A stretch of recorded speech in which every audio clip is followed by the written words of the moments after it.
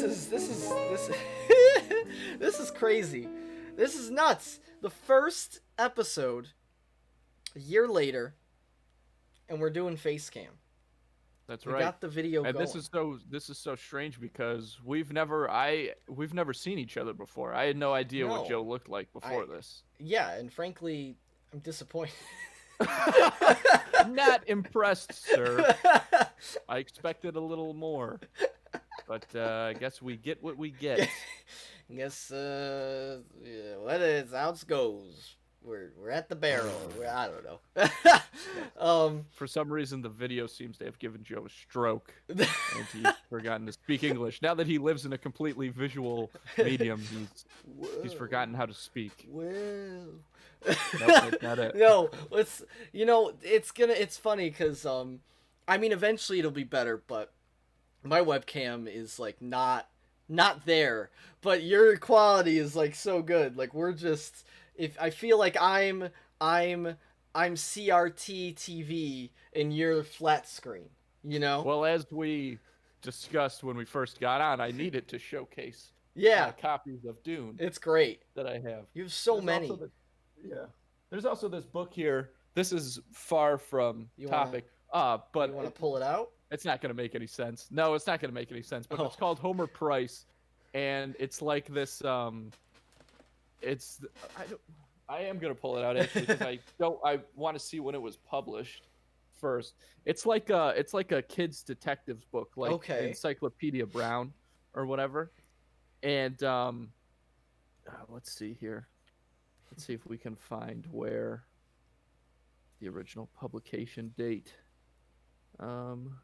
This would be a good podcast if we just look for publication dates and things. And we just Okay. talked about publication. Yeah, dates. so it was originally published in 1943 wow. by the Viking Press. And so when you read it, so Mhm. every classroom at my elementary school had a copy of this book in it, except it was a different cover. It was a pink cover, which is a great cover. Mhm. So it was originally published in 1943, and when you read, it's like a bunch of different short mysteries that this kid Homer Price has to solve, and you can tell that it was published a long time ago because there's this one mystery where a restaurant gets robbed, and at the end of the book, Homer Price reveals how it was robbed. And it turns out that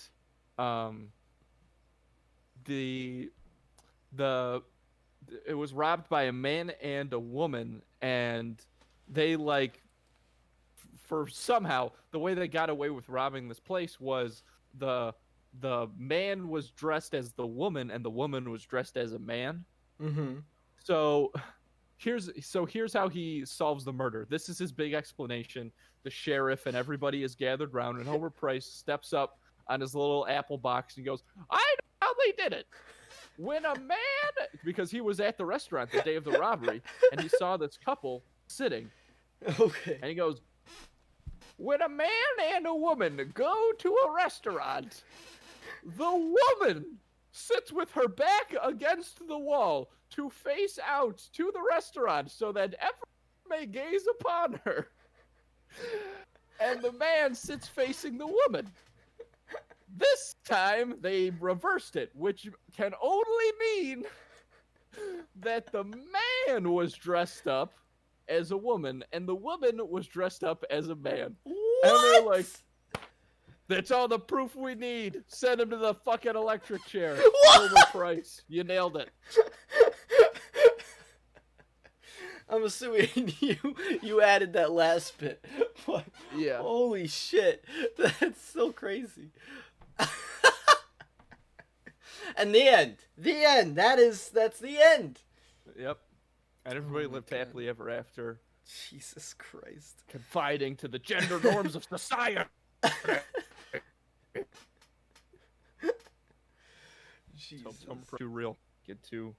We got to cancel Homer Price, everybody. Cancel Yeah. Homer Price.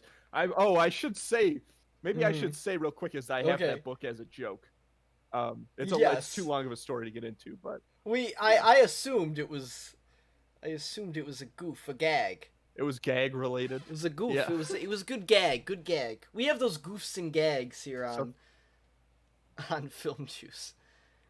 Yeah. Anyways, Thanks for letting me go off on that tangent. No, Joe. I loved It's it. a I very loved it. special episode. it is. Which is why we decided to reveal video for the first time. I know. Welcome to Film Juice, and everyone. This is the anniversary episode of Film Juice. Officially, well, actually, technically, a little bit over a year now. We have been doing. Really? What day was the first one? Oh ever man, come you're out? gonna make me. You're gonna make me. I'm looking it up because I Oh, thought you're it looking was it up. at some point in August. No, it was July. The end of July. It was like the last week of July. That was the first July episode. 26th. Wow. Yes. So we are, I'll be you damned. know, we're a week late, but, well, a little less than a week. But, you know, it'll happen. But we made it. It is the anniversary episode. And, you know, it's crazy. It's crazy how much has changed and how much we've done already. Like, I mean, it's been we had a lot of episodes, a lot of movies, a lot of shows, a lot of news, and that's what we do on this podcast. We talk about the movies, we talk about the shows, we talk about the movie news, the TV shows, everything in between. Not really, but we do talk about it all here. And yeah, we have for the first episode, obviously, for this anniversary episode, we thought big things are changing, big things are happening, and big things are changing, big things are happening, and we got this, we got face cam going, we got video going. That is the first big change that is happening to Film Juice. So along with it being on Spotify, Apple Podcasts, Podbean, anywhere you can find it, basically it's there. We actually have a YouTube channel. We've had a YouTube channel. It's been the episodes automatically go up on the channel. But Oh, that's cool. yeah, but it's all just the audio, and it has like this audio overlay. But now it will start posting. We'll start having these videos where you can see us talking, and yeah, I mean, whether you're listening to it, whether you're watching it, same thing. Just if you watch it, you get to see our above average faces. So there you go. Nice. I like that. That's a very nice compliment. Actually, Joe. I will take that. So yeah, anyways, what are we doing? What are we talking about today? Well, we got a special show. We got, as you can see, very special already. Obviously. But it's going to be even more special when we talk about I like, This is you my know what? classy podcast, I gotta say, I really like how you're I just really to like hold it. the whole episode. That would be the funniest. That would actually be a really good bit, like an SNL skit or something. If they That would be a terrible Saturday Night Live sketch, Joe. A guy, I got an idea. Okay, hey, hey, Joaquin Phoenix, the host of this week. I got a great idea for you. You can really go all method on it. It's a guy. It's just a guy. Wait. Oh, okay. So it's a guy. Yeah. Don't say anything yet. Okay. And guess what kind of shirt he's wearing? It's a button kind. Well, I'll tell you. Oh, okay. So I bet right now you're probably sitting there thinking that he buttons up the shirt all the way. No. No. Oh. Here's where the comedy comes in. Ah, I see. He's got it a button, except the top, and he holds it with his finger like this. And everybody's like, what are you doing? He's like, I gotta hold my shirt. And then it goes on from there. It sounds pretty funny to me. I don't know. What? Where would he even be? Just a guy walking around like this? Yeah. Dude. It's terrible. You're- It's terrible. I don't know, but you're laughing, so. Half of SNL is just. No, that's not true, actually. some of SNL is just laughing at how no, it's I don't know. Jeez. I don't know. I can't diss SNL. I like SNL. Yo, so we are. Where was I? Where we got? We were talking about something or other. Hey, we're professionals. We keep going. So we have for this episode, Andrew. What are we doing for this episode? Well, we're going to hopefully talk a lot more. Oh, yeah. Relive some of our memories of film juice. Yes. We are gonna review some movies. We're gonna review. We wanted to do movies because, as a lot of people listening probably know, we did have a big hiatus a while back, and unfortunately, there were some movies that came out that we missed and we weren't able to do. So we've selected 2 of those, and we're gonna review them on this podcast. So they're pretty recent movies that we just weren't able to do on the show. Jojo Rabbit and Uncut Gems. Yes. 2 movies that we talked about Jojo Rabbit a lot on the podcast before. Yeah. We took the hiatus, and then Uncut Gems obviously was hugely talked about all over the place. Yeah. Big controversy, obviously. A lot of people thought Sandler should have been nominated for an Academy Award. Yeah. So we'll get to talk about that too. Yeah. And I got a couple questions for Joe that I hope he will indulge me in. Okay. Some fun things. Sweet. That I got for him that I think we can talk about. Hell yeah! I'm excited. Let's before we get into any of our topics today, let's quickly go into just some movie news. Honestly, not a whole lot. It's pretty pretty similar to what we've been talking about all the other weeks here. But basically we got confirmation. Obviously, last week all the delays came out. It was just delays after delays after delays. That's all we really got. But the big thing this week, which honestly is the only big thing that I've really seen, is that Tenet was announced to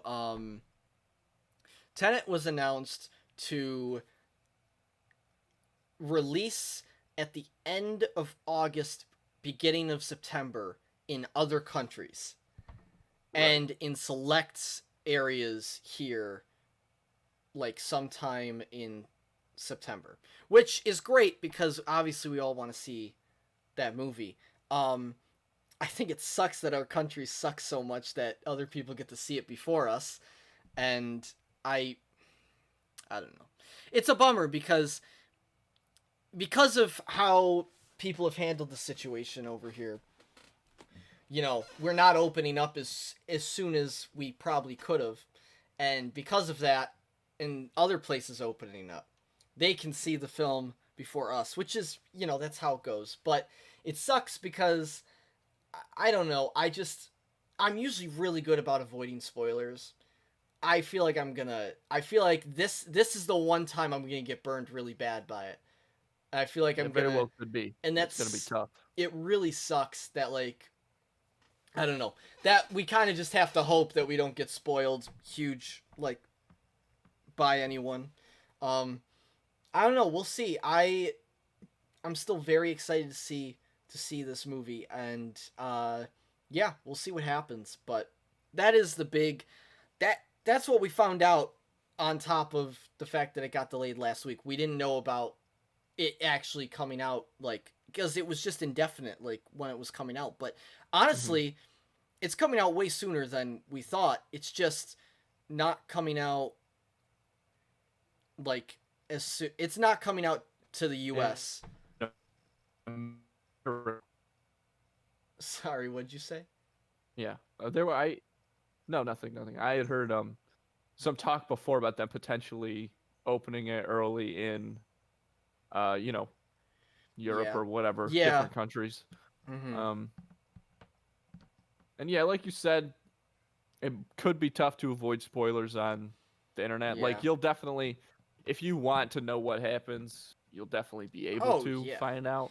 for sure. Um, but I don't know. We'll see what I'm not too worried about it. I think we'll be able to avoid them yeah. I mean, with relative ease. this is the thing too. Select theaters, yes, it will be in select theaters in the U.S. in September, but it's also I think I saw that it's like no matter what, it's coming out like on demand or like something like that. In the U.S. I'm gonna double check that I'm correct on that, just so I'm not spewing lies. But I'm almost Okay. positive that in the article that I saw, not only is it coming out, yeah, so September 3rd, 2020, it will be out in the US. But I think, okay, yes, this is the article I read. Okay, yep.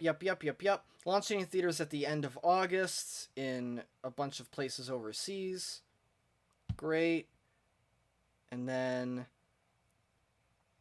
Yep. Okay, I just wanted to see the part where they talked about uh movie theaters, exhibitors, hope that tenant could be. Yeah, okay, great. There's no telling. Okay, don't care. September. Okay, yeah, September 3rd, Wednesday, the United States. Um, does it not say? Maybe it is just gonna. I could have swore I saw that it was coming out on demand along with after like hmm yeah, I guess well right there I guess it doesn't officially say it's going to come out on demand, but I have a feeling that it's going to after it opens in theaters, like a couple weeks after it opens in theaters. I feel like it's going to be out on demand so he can like, because I don't think that enough theaters are going to be opened up in the US for them to keep it in theaters like for however long they usually do. Right. I don't know. Yeah, it'll definitely be. I have to imagine it'll definitely be at the very least a much quicker turnaround than it usually is. Yeah, it definitely will. I mean, yeah. I guess maybe I must have just imagined. That's why I double checked, because I honestly wasn't sure exactly what I wasn't sure if I remembered that correctly or not. But either way, September 3rd US, so we'll see that. And I'm excited to talk about that whenever that comes out. So that'll be great. Hopefully it doesn't get delayed again. Um and yeah, we have so that we have that, and honestly, do you have anything that you saw movie news? Nope, not Yeah, really. honestly, That's a big one. that's all I saw too. So, it's quick movie news week, but it's okay because we have to get into we have some topics to talk about today. So let's get right into it. Andrew has some questions for me. Yeah, I guess some Questions. things that I was curious to hear Okay. your opinions on. Just Mhm. something a little different we talk about. Yeah. But one of the ones that I texted you Mhm. was um what movie uh scared you as a kid, Yeah. like really bad. The one that Mhm. I always think of, and this movie didn't scare me, but whenever a lot of times when I will talk to people about this topic, they'll always go and say Gremlins. This is what I've heard this story from several people multiple times. They'll say, Okay. when I was 4 years old, they always say four. When I was 4 years old, um, on some of the old Scooby Doo tapes, they would do like this montage thing that would have like some clips from like Beetlejuice and Gremlins in it. Mhm. And they would show like the Gremlins going like laughing and stuff, and they would be like, that scared me. So I'd be like, have you ever seen Gremlins? And they go, no. And that upsets me because Gremlins is not a scary movie. Not at I all. would It's a say Christmas movie. It's a Christmas movie, sure. It's suspenseful and it's fun. I think It's that great. Gremlins is a fun movie. It's Oh, a it's good so movie. good. The music in Gremlins is fantastic too. Yeah. You know what's those older like they're not even horror. Those older like Spooky. spooky movies like Beetlejuice and Yeah, Gremlins. Beetlejuice is spooky. They both It's not scary. they're like the soundtracks from them are so iconic. Edward Scissorhands. Yeah. Like it's Yeah, there you go. insane. Like the all the sound like it's interesting to think like from that time, all those movies that are pretty similar in that genre, they all have like very iconic themes. Like I can if I hear one of them, I know like it like the Gremlins one is they're all like just super iconic and I love them. Especially the Beetlejuice one is my favorite. That's my favorite like I think that's my favorite like spooky theme that I've like ever. Yeah. Yeah. I love that theme. Dun dun dun dun dun dun dun dun dun dun. It's just it's so good. It's great. It's great. Love it. But anyhow, so I didn't answer the question at all. Yeah. I'll answer the question. Well, mine's lame because it's not. I'm sure there's a movie, and I try to think about one. I'm sure there's a movie that like scared me as a kid that it isn't that like isn't that isn't supposed to be scary. But that's not. I couldn't really think of any. Like Well, you also, I feel like, even from a very young age, you were into horror a little bit. no. This is why. Oh, okay. That No, surprised me. I hated horror. I always thought that. I hated horror until honestly I like really didn't like horror movies until like high school. So Wow. I kind of so I kind of was like I won't be that dramatic. I won't say traumatized, but I was I'm going to be using that word a little later on. Don't you worry. I'll be over dramatic for both of us. So my aunt, and I don't want this to seem like I'm bad talking her. I'm not. Okay. I love her. But she liked to do this thing when I was little. She thought it was funny to scare me. She thought it was a very funny thing to scare me. Which is fine. Yeah, I'm sure it was funny. Haha. So Now who's laughing? so there was two instances where I feel like she scared me pretty bad. And it was both with movies cuz she thought it was very funny to have me watch movies that are scary movies for kids at least and not tell me that they were scary movies.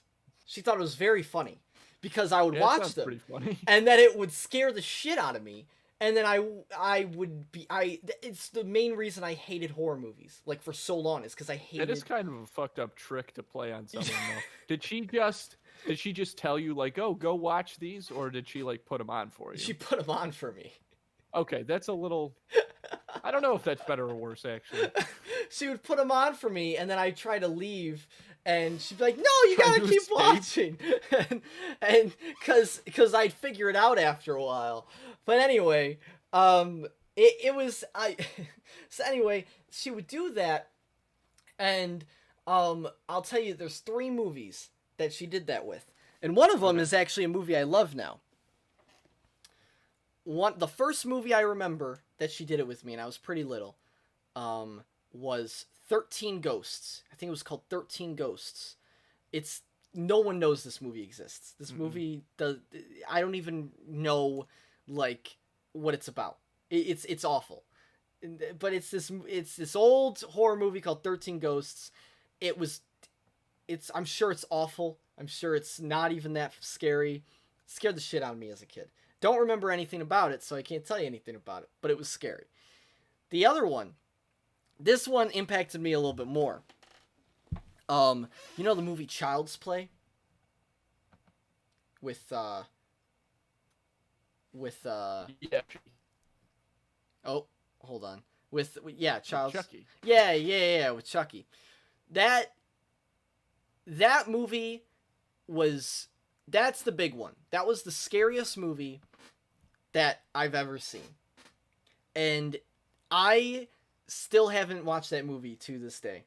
I still haven't watched it all the way through. And it's not that I'm scared Yeah. to watch it now. I just I just I don't know. It freaks me out. Like she like that was the worst one because I tried to leave and my cousin was Jesus there. Christ. My cousin was Oh my there God, the cousins are in on it too. and he made me watch like this one scene until I was finally able to run out of the room.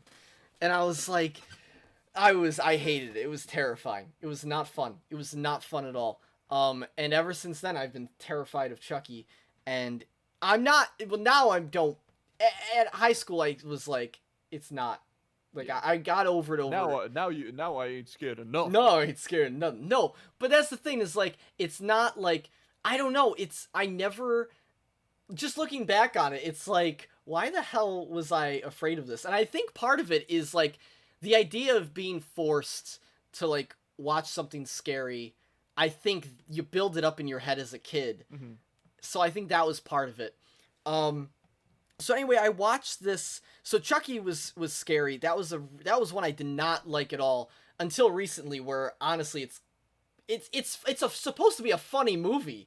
Like from what like I've seen recently in marketing, and like people think it's a really funny movie. I don't know. I haven't seen it, but I've seen clips now here and there, and I'm like, I don't know why I was so scared of this movie. The main scene I was afraid of was this bathtub.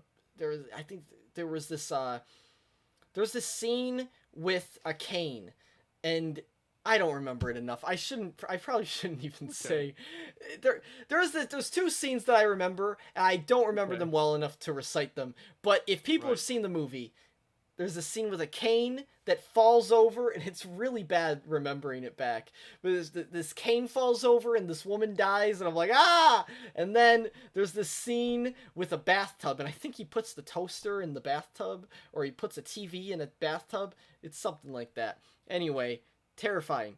And then, yeah, the only other one that I didn't really like to watch, then this one wasn't scary, but I was scared of as a kid, Jaws. I did not like. I was scared of wow. Jaws as a kid. It scared the shit out of me because like, it made me scared to go in oceans. I didn't like going in oceans for a while because of that movie. But it's interesting. Now I love horror movies. And like I said, I look back on Child's Play and I'm like, this movie, like, why is this movie? Why was I so freaked out? And I think part of it is the situation I was in. But it's interesting, like, how I really, really hated scary movies for the longest time until high school. I wouldn't watch a scary movie until high school, basically. It's a horror movie all its own, am I right, folks? Yeah. It's funny that you say Jaws, because Yeah. I sometimes think about how much that movie scared people when it came out in theaters. And obviously now with effects being so much better, Yeah. being able to use computer graphics and stuff like that, I think a lot of people, like watching that for the first time is different now, Mm-hmm. if you didn't grow up with it or if you watched it when you're older. Because you can tell that the shark is like fake and stuff or whatever. Yeah. Not that it doesn't look good, but it's just it's so different. So sometimes that movie in particular, I almost wish, but I often think about like what it would be, that particular theater experience would be like, and coming out of there because that movie scared so many people. Like I don't think of Jaws as a horror movie, but I think if you ask someone coming out of the theater, in 1975 after just seeing that, they probably would have said, "Yeah, that was a horror movie." Yeah. No, I think that's very true. I think it's yeah, that's very interesting. I think no, that's not even. Yeah, there's I feel like there's other movies like that where Probably. it's not just like a personal like thing where oh I was so scared of that movie. It's more of like the general consensus was it was a horror movie, and then later on it like wasn't. So Right.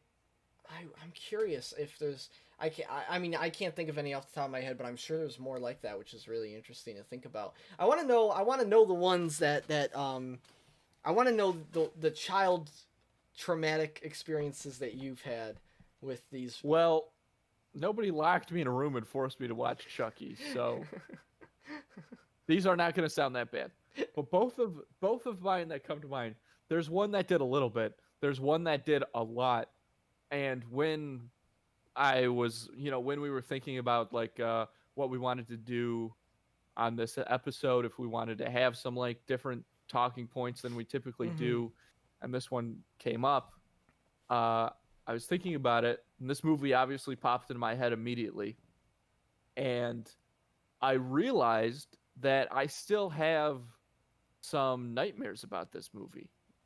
Like, fairly often, Wow. I'll wake up and, I don't remember my dreams or nightmares a lot very often. Mm-hmm. Um, and sometimes I'll just like wake up feeling very tense. And I just figure that's because I'm a tense person. But sometimes it's because I have nightmares about this movie. Wow. And it's called, you might want to pull it up because I don't know if Okay. anyone is familiar with it, I or will pull it up. I don't think that, I think it's based on like a story also. So some people might be familiar with it with that, but I don't think that many people are familiar with this movie. And it's called, oh my god. Uh it's called Little Nemo, I've aka Little Nemo Adventures in Slumberland. I've never heard of this movie. It's an animated movie. Oh my god, it came up. Uh yep, it's got Mickey Rooney in it. And I'm just gonna read the IMDb thing because I Oh haven't watched it my since god. I was little, and I watched it a couple times when I was little for some reason. Um, The and Evil so Nightmare. Okay, sorry. Read it. so this is just one of the IMDb synopses, which is a young Okay. boy whose dreams transcend reality is sucked into his own fantasy, which is everything he dreamed of, until he unleashes a century-old secret that may not only destroy this perfect dream world, but reality itself. And that Wow. is that nightmare thing. Yeah, this one that I saw says each night young Nemo goes to Slumberland and has adventures and befriends the king of Slumberland, Morpheus. But one Yeah. night Nemo discovers Nightmare Land and the evil Nightmare King, throwing Slumberland and Nemo himself into danger. That's pretty So, intense. I mean, I'm just looking at these stills now and You're like, Jesus Christ! wait, I gotta see. I'll show this one to the camera. I don't know. Yeah. I think we'll probably be okay to show it, but look at that. It's like a floating manta ray. I don't know. Yeah, So it's this movie, like I said, I don't remember much about it, but Nemo like flies around on a bed with this guy Morpheus. that is Mickey Rooney's character, who's like a hobo. He looks like a drunk hobo. Maybe he's supposed to be a clown. I have no idea. But he is, you see, you'd think that the nightmare part is what scared me, and I'm sure it did. Mm-hmm. Because I definitely, in these nightmares, now that I have unfortunately started to remember them more, I Yeah. remember three things, which is this wave of darkness, Uh-huh. water, and like almost falling off the bed with this flip guy, Mickey Jesus. Rooney's character. Dude. And so the VHS tape of this still exists at my parents' house, and it's in the back room of the basement. And I will not look at it when I go back there. I will actively Wow. avoid looking at it because this movie scared me so much. That's And pretty unfortunately, I intense. can't remember enough of it because, like I said, um, I haven't watched it. I was super, and the one of the other movies that scared me a lot as a kid it's funny because it's actually in the on IMDb. It's in the more like this or you might also like Yeah. section, and it's called A Troll in Central Park, Oh my god. which came out in 1994, Mm-hmm. and it stars Dom DeLuise, and that movie is scary. This is by this Troll in Central Park, and I don't know if Little Nemo is or whatever. Also, there was also a song in Little Nemo that was scary to me. Hmm. It was just like the Little Nemo song. It was like a woman's voice saying like Little Nemo or Oh something like that. no. And I thought that was, I don't know, that scares me to think about. It's haunting. Oh, the yeah, And this Troll in Central Park, this is like, the for art anybody sucks. listening, they might be more familiar with like Thumbelina, Oh, I which is love another movie. Thumbelina. See, that movie didn't scare me, but I don't like it because that in Thumbelina, the stuff with the mole when she gets involved Yeah. with the mole, Mm-hmm. that's that. No thanks. I'm not watching that. I don't trust that guy, No and I one don't want to trusts him. be involved. I don't like it. I don't like it, Joe. That's Emma's favorite movie. Is Fun fact. Thumbelina? Yeah, she loves Thumbelina. It's like her favorite That's childhood movie. Not her like it's her favorite childhood movie. Big fan. I don't even know what to say. That's crazy. That is. What? You didn't like the mole part. That's it. I'm just gonna keep my mouth shut. And I know she's gonna listen to this and she's gonna be like, "You," blah, but it's a terrible impression. But this is Joe's girlfriend we're talking about, by the way. Yes. Anybody who is not aware. But that's like I said, I'm gonna keep my mouth shut on that one. But those two movies, they scared me pretty bad. Yeah. Like I said, Little Nemo. That's like, ooh. I mean, watch it if you want, Dude. because I think it's probably super weird. I'm not gonna. Yeah. But holy smokes, man! I'm not gonna No lie. way. It looks really fucking cool. This movie looks awesome. I'm sure that it does. I'm sure that it does. This You art, watch it and you let me know. the art for this movie is so sick. Like, the Nightmare King looks dope. Like, he looks so cool. I don't know how. Will you got a picture of the Nightmare King up? Will you show it to Yeah. the camera? This is one of them. I wonder if I can like get a better picture of it. Nope, that's not what I wanted. Oh my god. Oh, this sucks. Okay. Okay, I'll just show like a smaller image of it. Jesus Christ! It All looks. right, that's enough. Thank you. It looks so sick. Like, oh, and then there's Yeah, this. sick word. Oh, there's this part. There's this GIF. Oh Stop. my god. Show that, Joe. Okay, dude, it looks so sick. I really like it. I love this starting to get art. nauseous. It's scary. It is scary. It is scary. Like, It looks terrifying. yeah, it does. This art is like so. This art is really cool though, and I'm a big fan. And honestly, I kind of like this movie. Looks kind of sick. Now, I gotta say, I don't want to. This movie's art looks so different from like the Thumbelina art. So like I don't understand. No, Troll in Central Park was real okay. Thumbelina-esque. I see. I don't know about Little Nemo. I was gonna say I because try to avoid that movie at all costs. like I just looked at the Troll in Central Park and that does look a little bit more similar. Yeah, you can see it. I understand. But the point being is that it's interesting how the movies that scared us as kids, how we have these these warped images of them Yeah. in our mind, whether they're accurate or not. Most of the time they're probably not, except with Little Nemo, obviously, which is the most terrifying horrific film ever created. Oh my god. And it's interesting how those warped images can define us in certain ways in media consumption, including obviously and certainly in the like movie consumption. But. No, for sure. It's interesting. It's really interesting. You know what? That art, the Little Nemo art, reminds me of actually. Have you ever seen the Page Master? Yeah. Reminds me of Which Page I like the Master. Page Master. I Page Master know. for life. It's interesting that like you. And that's got some like scary Yeah, parts in that's it, what I'm for sure. saying. But that's got enough parts that aren't scary that I was like, okay, this is cool. So, but I guess And yeah. also that scary part, I don't know, that scary part's pretty cool. I think because the scary part, Page Master spoiler alert, Yeah. um, has to do with Dr. Jekyll and Hmm. Mr. Hyde, which is a story that I've always been very interested in. Yeah. God, that movie rocks. The That Page movie's Master rocks. We should maybe it's so consider doing cool. that as a It's throwback a sometime. it's a Because cool that's a movie. dude, when he before he gets sucked into the books, Yeah. and Macaulay Culkin is the Page Master, which Yes. should have been the tagline for that movie. But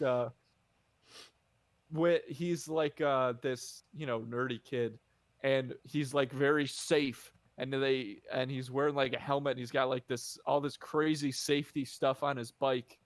And when those kids make fun of him for having like, he's literally got like headlights basically on his bike and like this big shield in front. Yeah. It's That part's really pretty funny. hilarious. It I'm not is. gonna lie. Dude, the part that always scared me in that movie as a kid was when he literally like drowns in the colors. Like the colors, Yeah, that part's crazy. the ink like drowns him and chases him. That part is that That's a part. great part. Yeah, it's a great part. It looks cool though. It did look And cool. that, I mean, you've got I can't remember some of The older guy. who the no, that's Christopher Lloyd. Christopher Lloyd is in this movie. Mhm. Whoopi Goldberg is in this movie. Yeah. Leonard Nimoy is in this movie. I'm looking it up right now because I can't remember who plays the adventure book that he's Oh. with. I don't know. But I know haven't it's seen somebody. I haven't seen that movie in so long. It's insane. But I can't. Oh, it's Patrick Stewart. Sir Patrick Stewart. Oh, yes. Now I remember. I actually do remember and that. Frank Welker plays or is Horror, who That's a crazy is cast. famous for he's the voice of Scooby-Doo now, and he has been for like a very long time. Oh. So That's awesome. yeah, Damn. he's a good voice actor. So that Mhm. movie is stacked. And if you haven't It's watched a- The Page Master, it's quintessential. It's on a the good list, movie. baby. It's a It's good, movie. I haven't seen it since I was a kid. That's a great one. But So mhm. let's go. Yeah. Another thing that I was kind of curious about Yeah. is, I feel like we've talked before a little bit, maybe not on the podcast, but like Mhm. movies that are so bad that they're funny. Yes. And obviously The Room is the big one, and I don't know if that's the Mhm. big one for you. Well, I kind of It's not omit. necessarily the big one for me, but I'm omitted. Yes, Yeah. that's what I was gonna say. Is we're gonna omit the Room, Yeah. especially because that's just gotten to a point where it's transcends that idea that we're trying to talk about. I think the roots of Film Juice. You know what's weird? The roots of Film Juice. I think like part of the. And they go deep. I think like part of it is like thanks to The Room actually, and us watching The Room when I was like our first year at Fredonia, like that movie like. Because that was like one of the first movies we watched together. So like, because we watched that movie and we watched, not to get off track, but like I just think it's very interesting because that movie, as bad as it is, that was like I don't know, that was like the start. That was like the early beginnings of it. So I think that's really interesting. That was the foundation. So I think it's interesting that The Room was part of that. That and Orson Welles' Citizen Kane. But anyhow, I want to hear your movie. This is tough. I've seen so many. Here's the thing. Mm-hmm. I'm gonna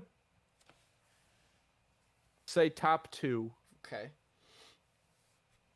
Oh shit, this is tough. I'm just remembering so many. I have seen so many movies that are so bad that they're funny. Yeah. I'm just gonna run through some of them before I go to the top ones. Yeah. Which are one, Food Boy, which stars Lucas Grabeel, who was in High School Musical, and Oh, I know him. Okay. That movie, it's a kid who can make food appear. That's like his superpower that his family has had, but he can't control it at first. Um, it's it's insane. I don't want to describe it any more than that because I will do a poor job. But all I'm saying is, please, please, please watch that movie because it's so fucking crazy and it's so bad. Uh, there's another one called, which I've talked about on the show like a couple times, which is called Premature, which is a play on Groundhog's Day, but but the catalyst to him reliving the day over is not, him going to bed or him dying. It's him ejaculating. Oh my god, yeah. Yep. That movie's crazy. So that's that's a crazy idea for a movie. There's one Pick called it up, Warner Brothers. there's one called Bad Johnson, which actually stars Nick Thune, Nick who's a Thune. guy that I like. He's a funny comedian. And so the premise of that movie is this man, he's kind of he's basically a sex addict, but he's kind of a womanizer and he just can't help himself. And so he's like, God, I wish my penis wasn't so bad or get me in all this trouble. So then he wakes up and he has no penis. But it's not that his penis disappeared, it's that his penis became a person. Oh no. And that's the character that Nick Thune plays. So it's like, what if a penis like was a person and like walked around making, terrible decisions. Oh no. There's another one. Let me see if there's any more before I want to get to this one. Mm-hmm. I think we're probably good. But so this movie is called Whiskers, and I talked about it on Two in the Cooler Whiskers. way back when. And it's a movie where a young boy moves to a new town. He's got no friends except for his cat named Whiskers. There's this Egyptian exhibit at the local museum, and he goes alone because, again, he has no friends. And he he sees this big statue of supposedly this cat goddess, and he touches the statue. That night, this blue magic comes into his room, and Whiskers, the cat who is sleeping at the foot of his bed, it swirls around Whiskers. Next morning, when the boy wakes up, there is a nude 34-year-old man laying at the foot of his bed. And the blue magic turned Whiskers into a person so that the boy would have a friend. The thing is, it turned him into Whiskers' age in cat years. So even though Whiskers is, 8 years old or whatever, it turned him into his age in cat years, which is like 34. And there's a whole scene in that movie where the boy has to teach this man how to use a fork and a knife, which is insane.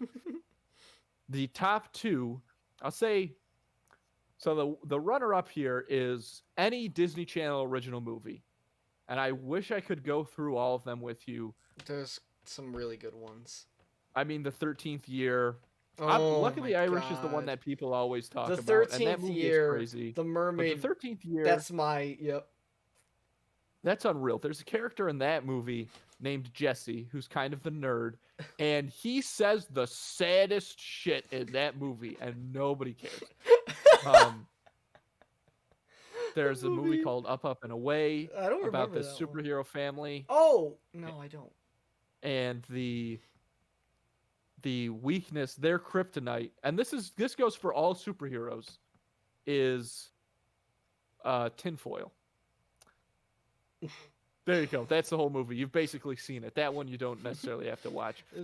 When do you Maybe at the top of the list is a movie called The Color of Friendship, which is a Disney Channel original movie about a young girl.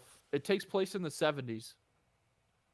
And I don't know if it's based on a true story, but the father of one of the girls the father of the American girl is a real person. I'm pretty sure because I looked that up. So this is about a Black American family, and they get a foreign exchange student from South Africa, which obviously is a country that is like super racist, Mm-hmm. and so they think that they're going to get a black foreign exchange student, but it's a white girl whose family is like super racist, and because of the huge divide over there, that causes tension. Obviously, um, I'm doing a poor job of expressing that, obviously, but I guess I'm just trying to rush through it to get to my main point, which is that this movie, this Mm-hmm. Disney Channel original movie that aired on the Disney Channel in the year 2000, maybe, 2000. You got it right on the money. um, says the N word in it twice, straight up. It's these Really? little kids saying the N word, and so if you watch the movie and you know that's coming, you know, you're like kind of waiting for it, like when's it gonna happen? So there's this sort of sense of build up a little bit because you know that at some point they are gonna say the N word in this movie. But when that actually drops, there's no way to be prepared for it. So that movie's crazy. That's There's a why. bunch of other ones that I That's could name probably for why I've sure. never heard of it. Jesus. Top of the list is a very popular one, but I definitely recommend this for anybody. It's called Miami Connection. Have you ever seen this movie, I've Joe? heard Have of you it. heard of this? Wait. I actually let me just look up the poster. I might have seen this movie. Okay. Let me just look up the It poster. is about a group of ninjas that is also a band. I haven't seen this. I do want to see this though. I have not seen It's this. amazing. They sing, so they're like I said, they're a group of ninjas and they have to try and stop these drug dealers. So it's called Miami Connection, right? The movie takes place in Orlando, obviously. Um, which look, I'm gonna give it a little credit for that because it does a bad job of explaining why the title is Miami Connection. But if you think about it for way longer than this movie deserves to be thought about, then it makes sense. Okay. Um, and the music in this movie is incredible. I would say maybe the main song, because like I said, they're ninjas, but they're also a band, Mm-hmm. is this incredible song. Uh it's hard to find. You can't find it on like iTunes. I don't even know if you can get it on Is Spotify. it an original like song made for the movie? It is an original song. Oh, we love those. It's all about friendship. And you can look it up. If you look up Miami Connection song, you'll find it. And that Okay. movie is incredible. Changed my life, and it could change yours too. Oh my god. Well, wow, you had quite the list. Yeah, I didn't expect it to be that long. I'm sorry, No, but no, you're I wanted to good. get those. The thing is, that those honorable mentions are so like good and crazy within themselves Yeah. that it's. I mean, I just want to get them out there. Dude, the 13th year, that's like a fever dream. You like brought that one back. That was my favorite Disney Channel original movie when I was a kid. It was one of my tops too. That's a good one. That is a good one. It's so bad, but it's so good. Um, it's literally the movie's funny. Um, there was and then yeah, the one I'm trying to think of any. Yeah, Luck of the Irish was one too. I never watched that one. I Yeah, hated that one. But you didn't like Luck of the Irish? You're it, crazy. I just always Like I was, know that one is overrated, yeah. but it's not super overrated. Like there's a reason Mm, that people talk about it a lot, in yeah, my opinion. that's fair. My list has not really any Disney originals. Those are really the main ones that I remember. Wendy Wu, but I never really watched it. Which Wendy Wu is not even. It doesn't count. Well, no, I'm not saying it doesn't count, but that's just so.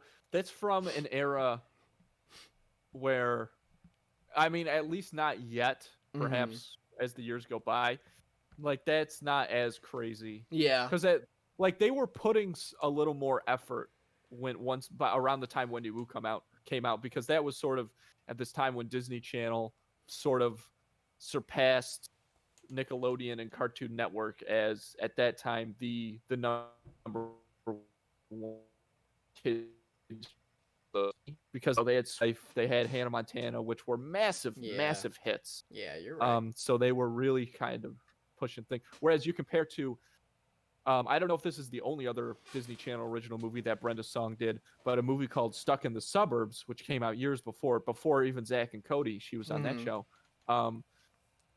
Which that movie's insane. Like that movie's bad. Oh Which also no. stars Taron Killam, by the way. Shout out to Taron Killam. Amazing guy. There are a few movies that come to mind. I'm sure most of them you've never heard of. One of them you definitely will hear of. And I'll say that one first. I don't know if I have a specific order. No, I do have a specific order for this. So one of them, and we're omitting The Room. The Room is in the honorable mentions. One of them, though, is a movie I don't know if you've ever seen. It's the Super Mario Brothers movie. Have you ever seen it? I've not seen it, but I've seen a lot of it. Holy shit. That movie is a fever dream. That movie, I'm wearing, I didn't even know I'd be talking about it, but I'm wearing a Mario shirt right now. Dude, that movie is so fucking insane. First of all, listen to this cast. I don't know if you know the cast of this movie, but yeah. You need to know like how many names they have on this movie. I think I only know who plays Mario and Luigi.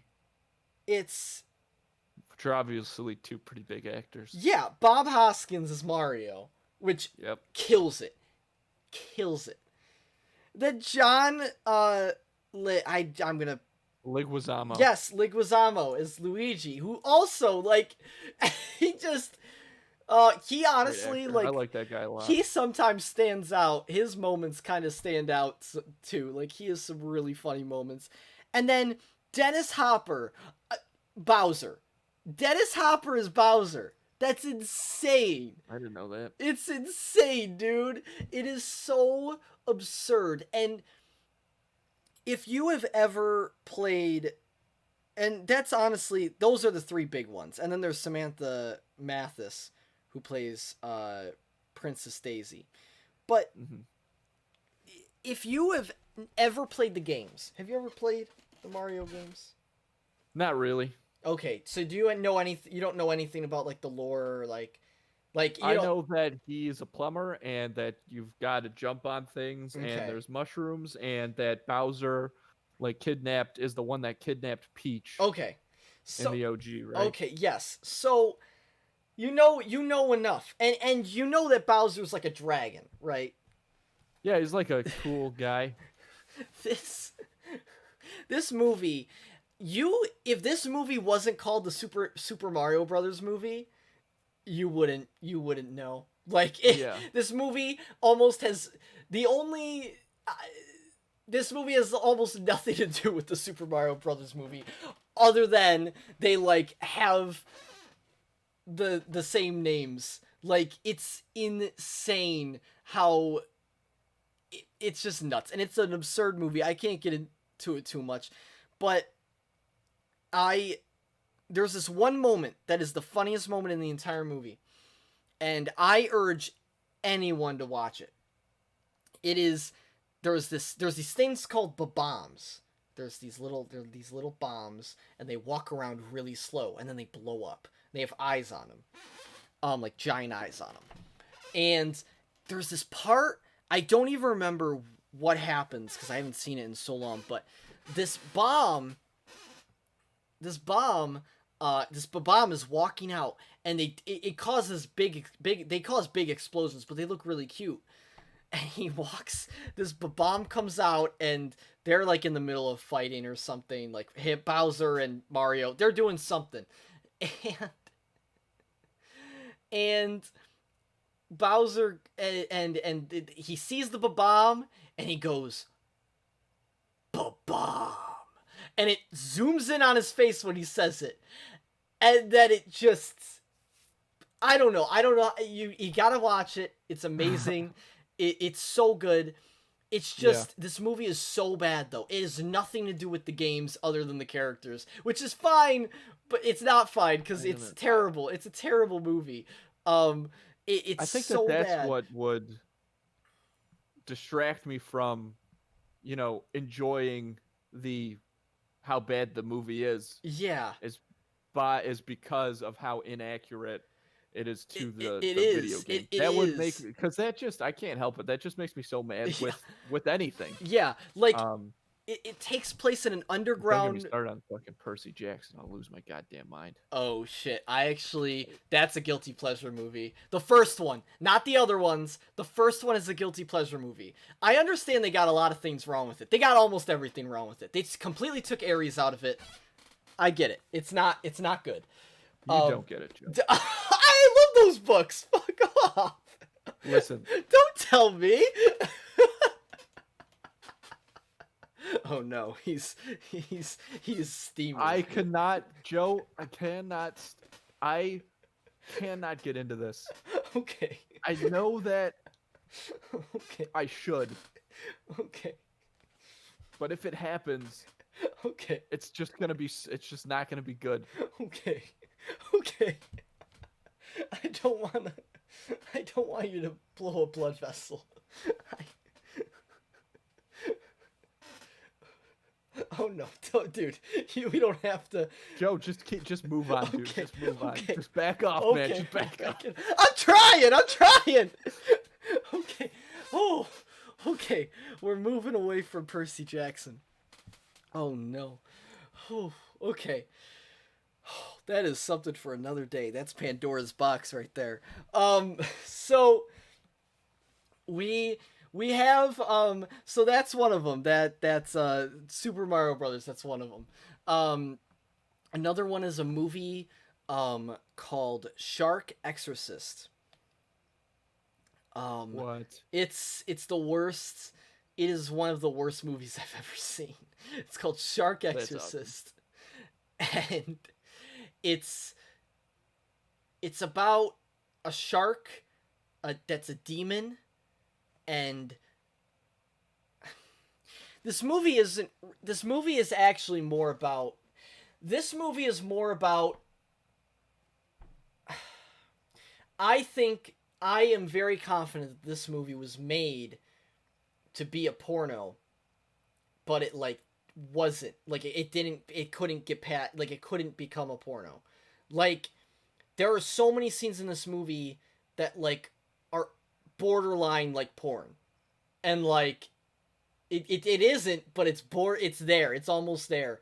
And all the people in this movie are porn actors. They're all porn actors. What? And yes, they're almost all like they're and Looking it up. it, and the whole movie is these people going around and getting like having dates and like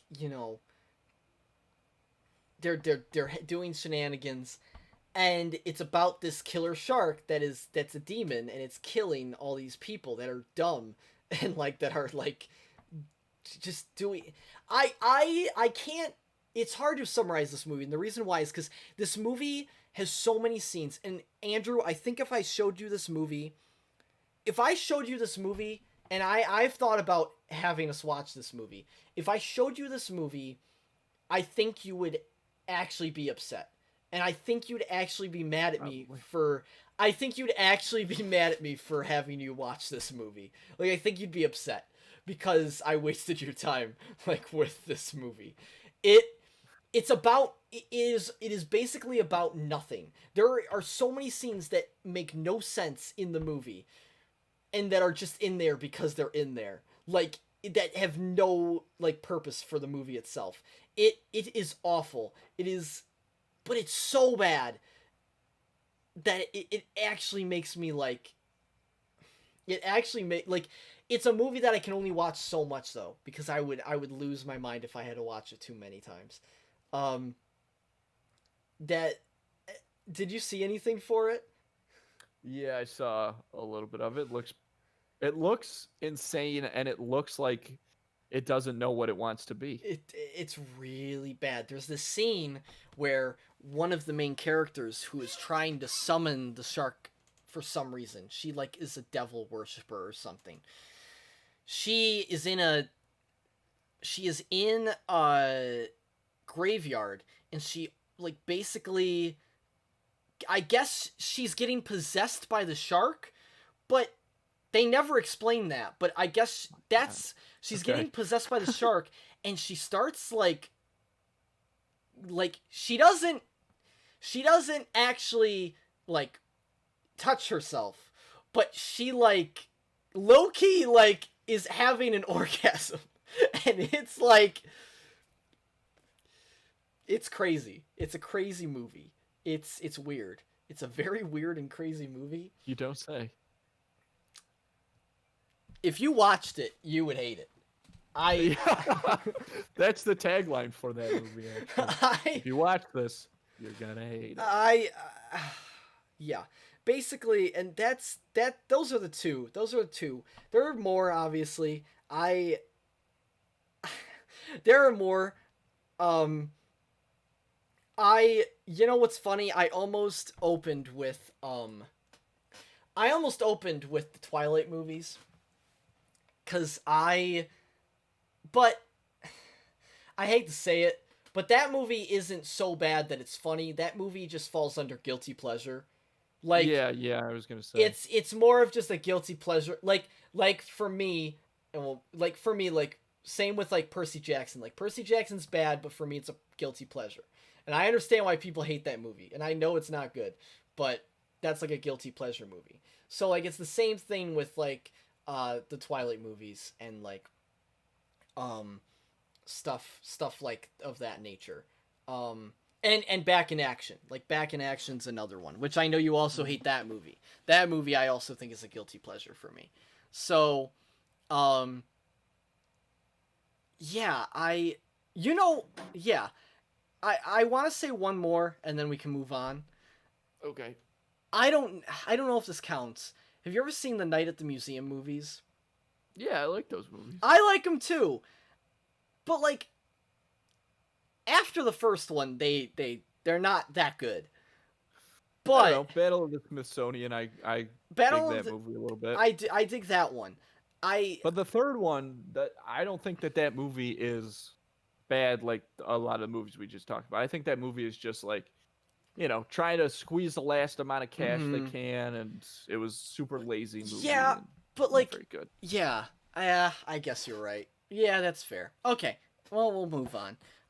Yeah, That was we got some movies to talk about still, but yeah. Let's get into it. the first movie we have here is a movie called Jojo Rabbit. Here's Master Jojo. You're our top man. Prepare to leave the house. Today, you boys will be involved in such activities as war games, ambush techniques, and blowing stuff up. I don't think I can do this. Was? Of course you can. When I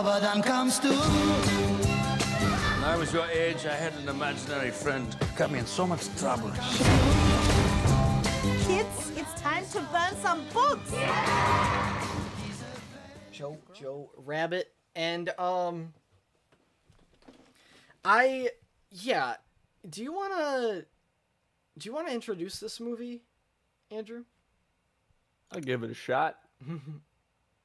It's about a kid named Jojo who is growing up in Germany during World War II Yes. when Hitler is obviously in power, and this young impressionable kid gets pretty swept up in the Nazi propaganda.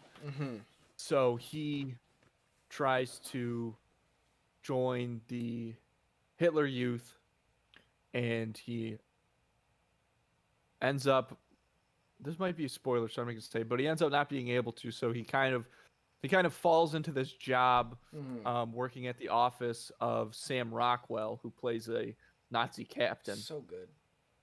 then Jojo discovers that his mother, Scarlett Johansson, has been secretly protecting a young Jewish girl named Elsa, who's been living, hidden in a secret compartment in one of the walls of their house.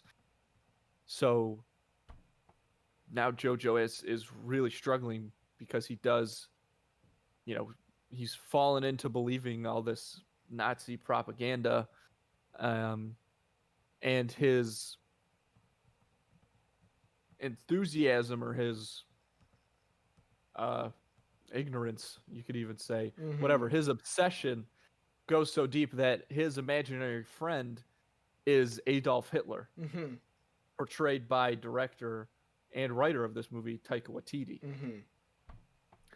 And this movie is a blast. It looked like a blast from the trailer. Obviously, Taika Waititi is a phenomenal director and a hilarious person and writer. Yeah, he's talented. No, Couldn't have said it better myself. He is. He's super talented. He really is talented. It's yeah. Go ahead, Joe. Go ahead.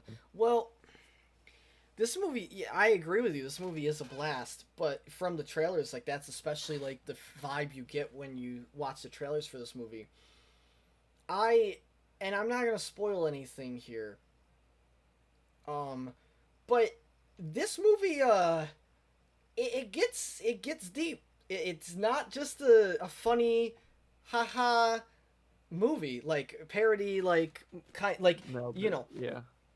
Like, this movie, like, it really, it surprised me how I was really worried, because obviously, like, going into it, it's going to be a comedy and it's going to be an absurd movie. Like, that's literally, like, it's supposed to be, like, absurd and, like, kind of just poking fun at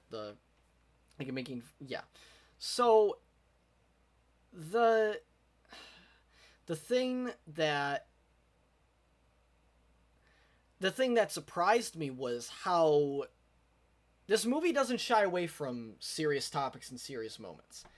That is a big thing I wasn't expecting from this movie, and that is a big thing that this movie definitely needed, because if this movie didn't have it, it would kind of feel like it wouldn't feel I don't know. I don't think, not only do I not feel genuine in a way. No, it wouldn't feel be genuine. as, you wouldn't feel as connected to the plot and the characters and stuff like that, which I think is certainly a credit to Taika Waititi, because I will say that all the different genre elements are perfectly balanced in this movie. They all end up working so well in the overall tone. Yeah. And the beats, the rhythm of this movie is perfect. Yeah, it's really good.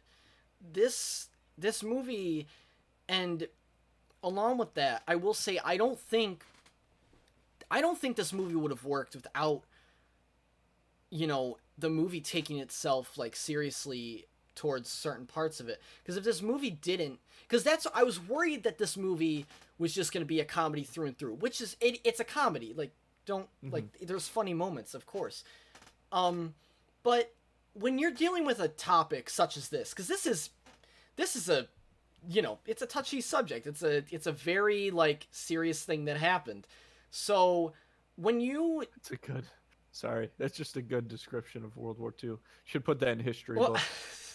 I don't know. Chapter 4, World War II.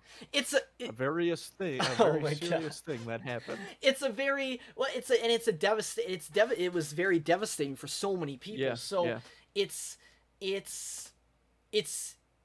obviously you can make movies about it, and we've seen movies made about it, but, like, Inglourious Basterds, and we've seen movies that have, been tongue-in-cheek with it and have, but all the movies always, like, they never, I think the important thing is they never shy away from they always have a serious, like, tone at some point to remind, like, the audience, and also just to remind, I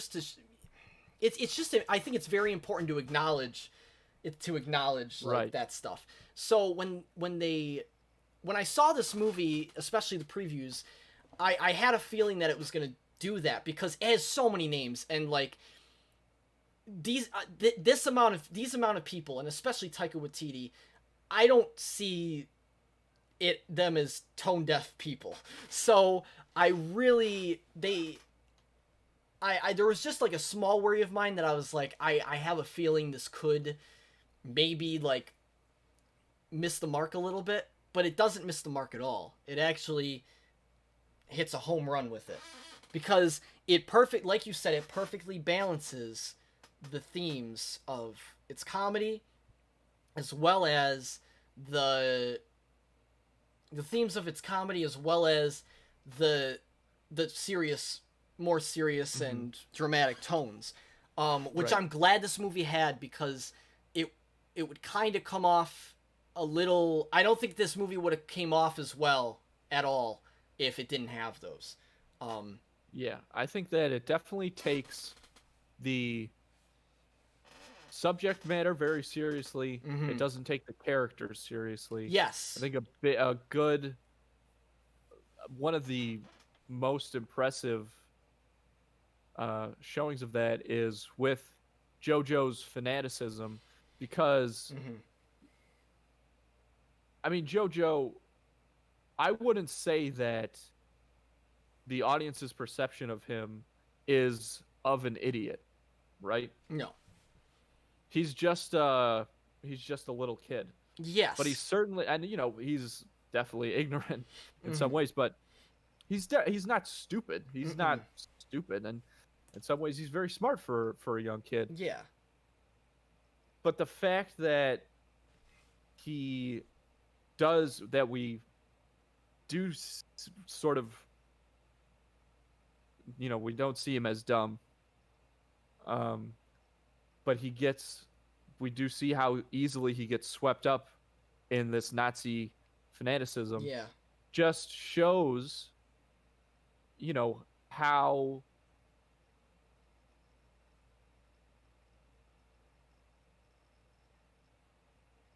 the Oh man.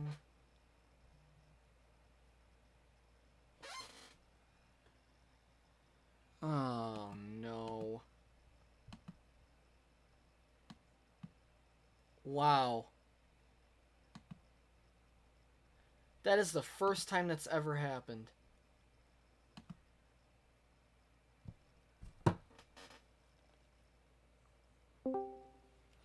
That is the first time that's ever happened. Discord crashed on me. Like it just shut. Like it just stopped. I gotta get Craig back. No, Craig's still recording? Yep. Okay.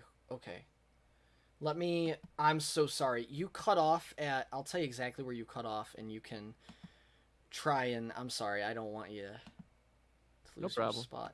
You were talking about how his fanaticism shows, or the fact that we don't think he's dumb, it shows something. You didn't get to finish your point. Right. Okay. So Jojo being so easily swept up and influenced by this Nazi propaganda, it shows how this could actually, how it did happen in real life. I think that sometimes, still often, people will be like, how could the citizens of Germany and everything let this happen?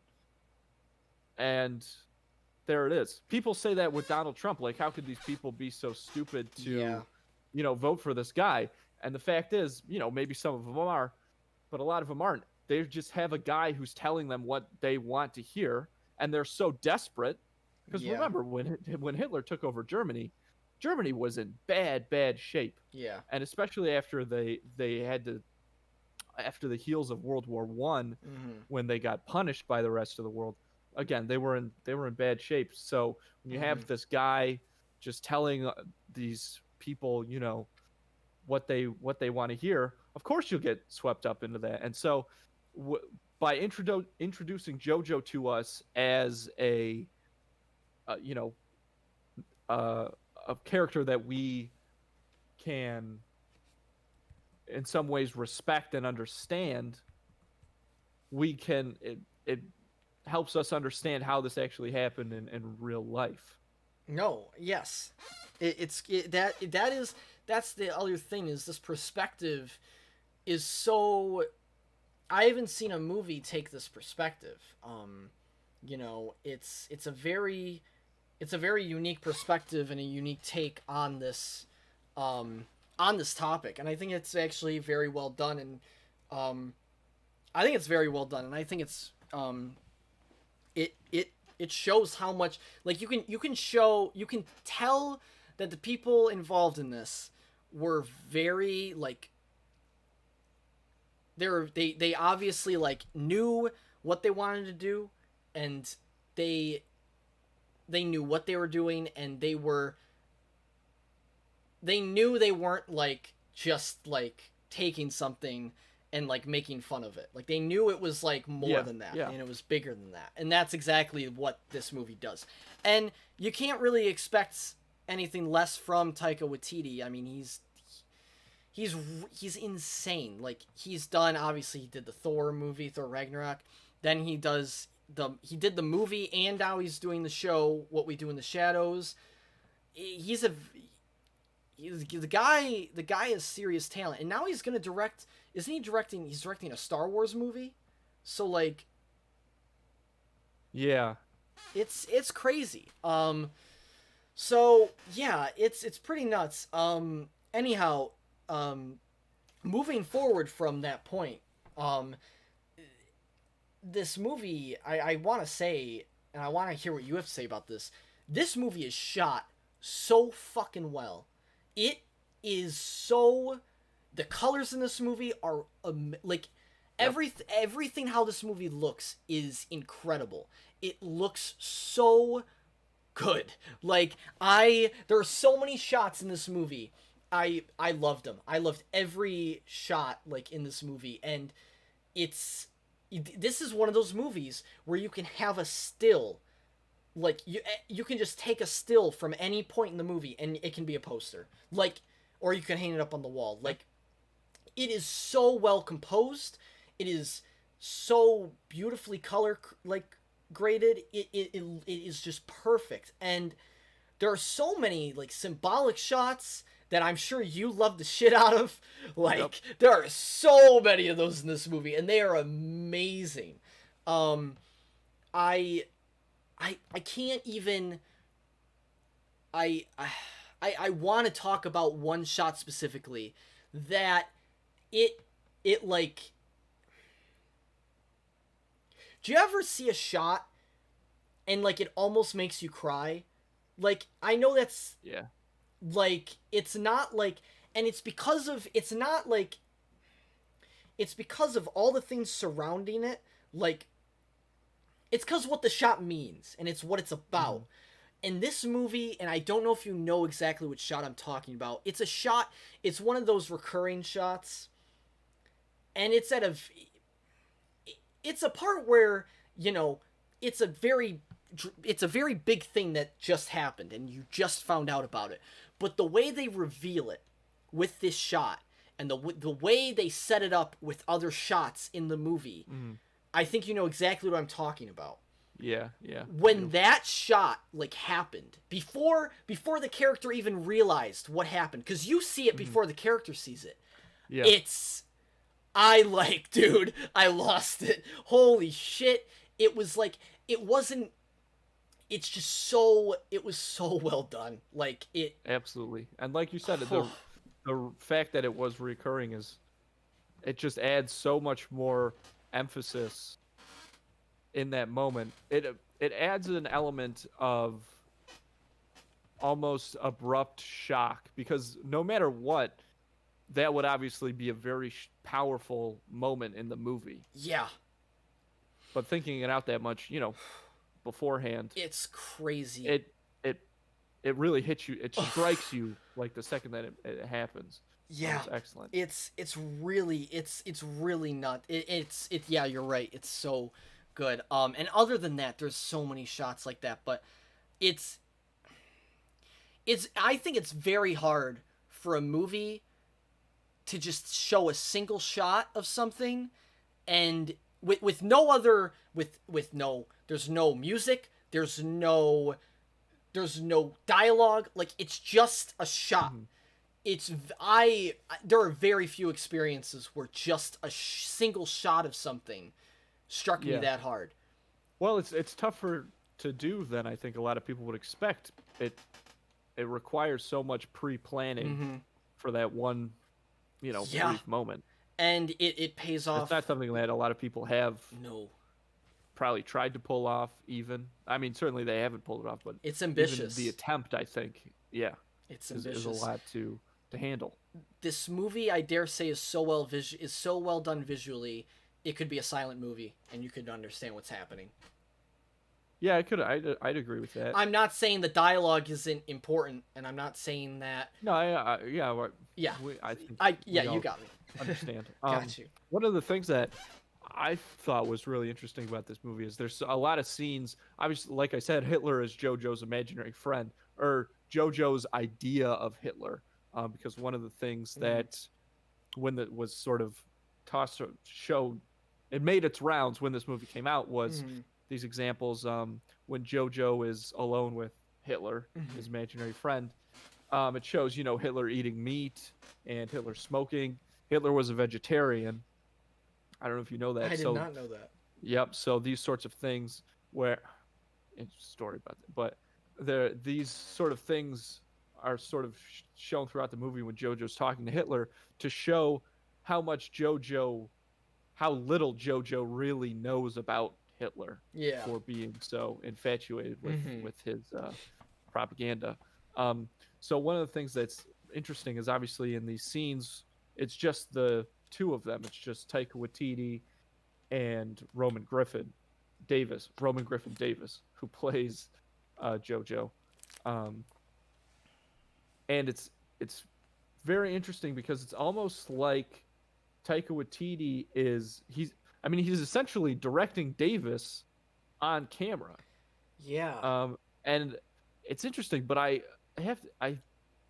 that's a technique that I have to imagine works very well with children. Because you're also right there in the moment with them. That's true. I think that's it's a great there's such great chemistry between the two of them and those characters. But I think that in more than just getting an idea into Jojo's psyche and adding some comedic relief as well, it does a lot more for the movie than just that, I think.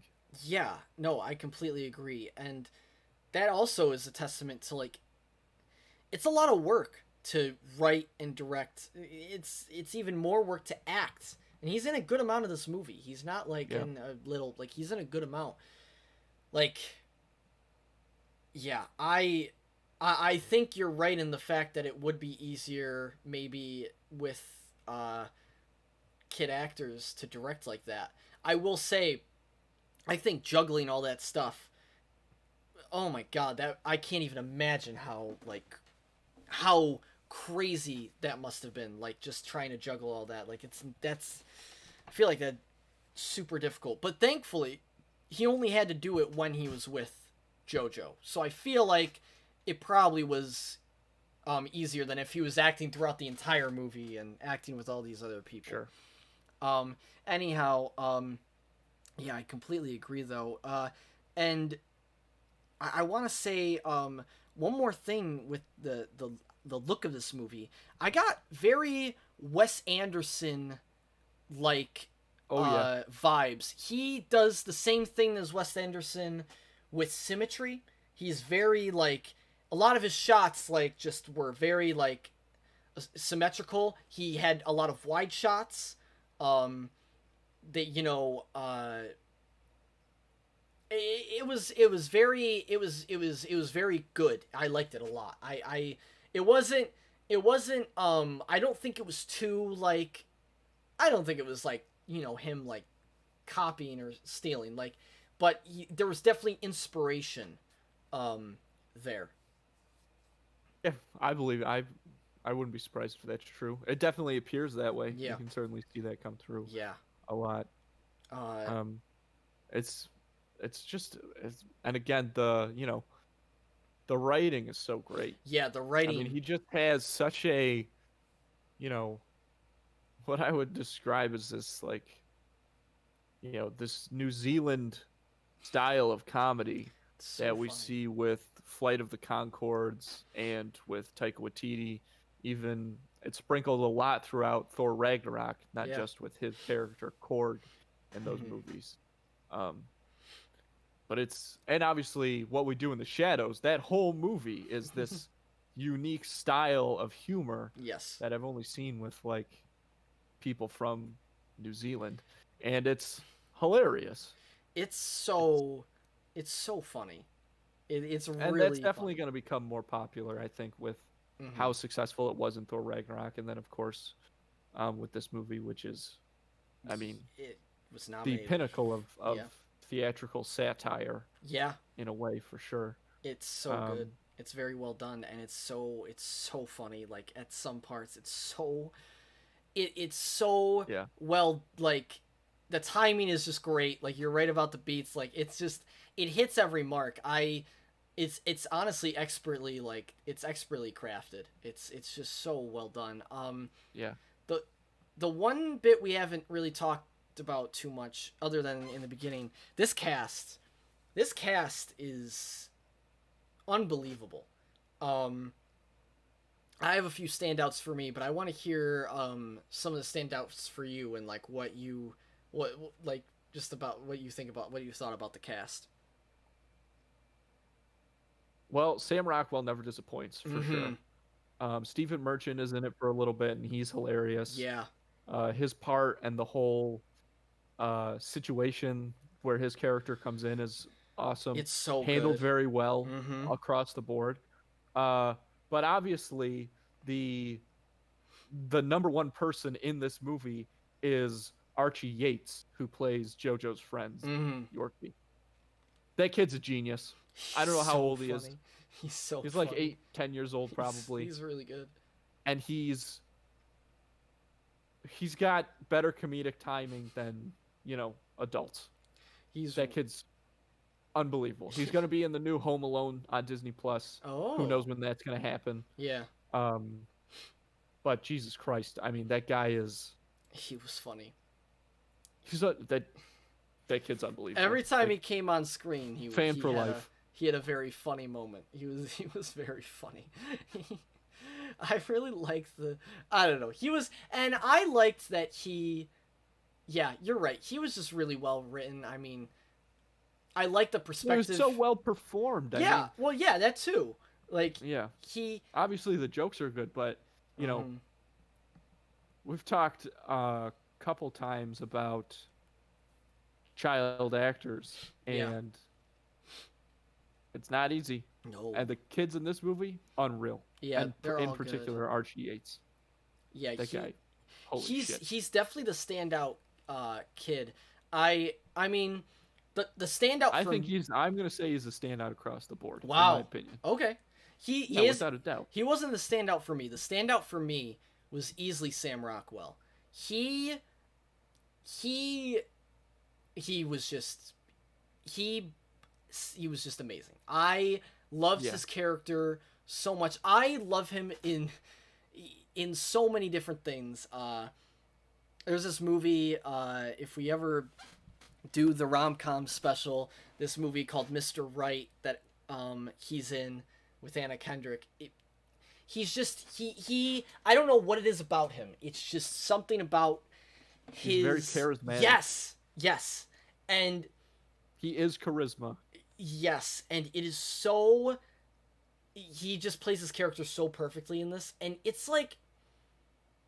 By the end, it makes sense, but throughout the movie, I was so confused. Like, what? I mean, even by the end, like his character is very. When you watch the movie, you'll understand, but his character is like kind of. It's different than the other Nazis in the movie, and it becomes apparent, especially by the end. But it's hard. It's still hard for me to wrap my head around the motivations of his character in some instances. And I don't think it's something that's supposed to be like super, easy to figure out, but I think it's very interesting, and it just makes his character even more interesting and fun to watch. There's this one shot with him and his friend towards the end when they're wearing the special. Yeah. That shot's awesome. That shot is fucking awesome. Holy shit. And then obviously the shot with Jojo in the center and the people, that one. Yeah. Yeah. That's a great shot. That shot's insane. So, yeah, great character. I loved him. Scarlett Johansson kills it. I thought she was also great. She's so perfect at playing JoJo's mom. Yeah. The way that her character handles him. I mean, not just that, but obviously you can tell that she is really the one breathing the life into that character. Yes. Yeah, for sure. Oh my God, she killed it. She was definitely one of the standouts as well. I want to say her name. I'm sure you have her name. The Elsa. Yes, girl Elsa. Who plays Elsa. Mm-hmm.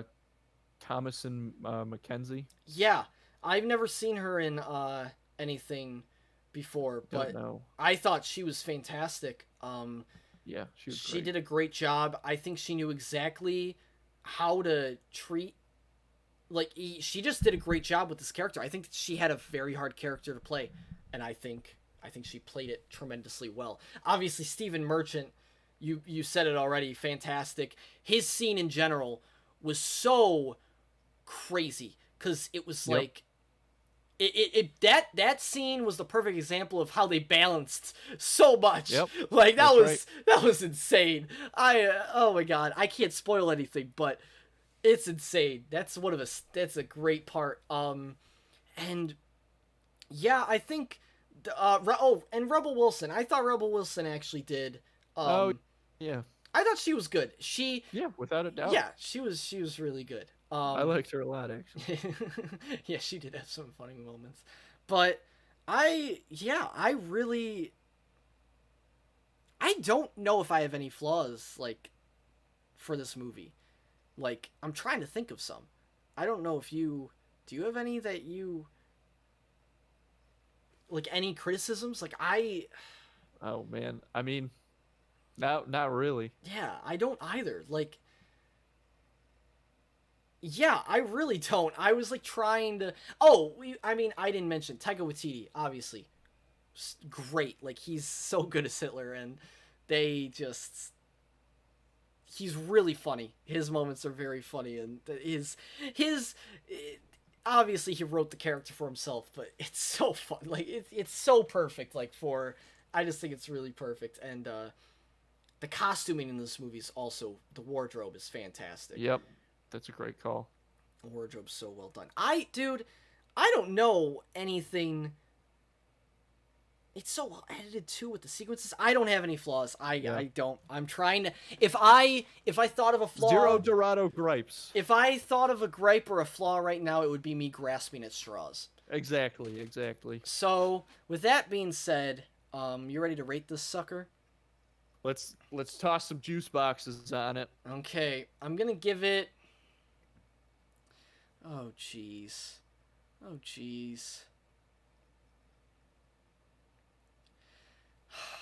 Can I give it that? I can probably give it that. Okay. I'm giving it 9.5 juice boxes. Yeah.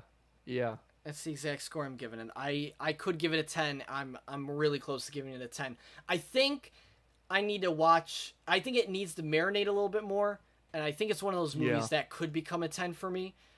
But at the moment, it's a 9.5. It's tough to say. It's so tough.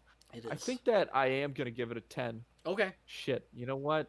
I'm gonna give it a 10 Mm-hmm. because what sets things over the edge for me is if people are gonna be rewatching this in the future. Yeah, which is what I'm kind of stuck on. Yes, but I do think, the subject matter of this movie is timeless. Like World War II is not leaving the cultural zeitgeist anytime soon. Yep. So that in mind and everything else that we talked about, I am going to give this movie 10 out of 10 juice boxes. Toss it down as a classic. I hope that it doesn't fade away. I hope that, people need to watch this movie.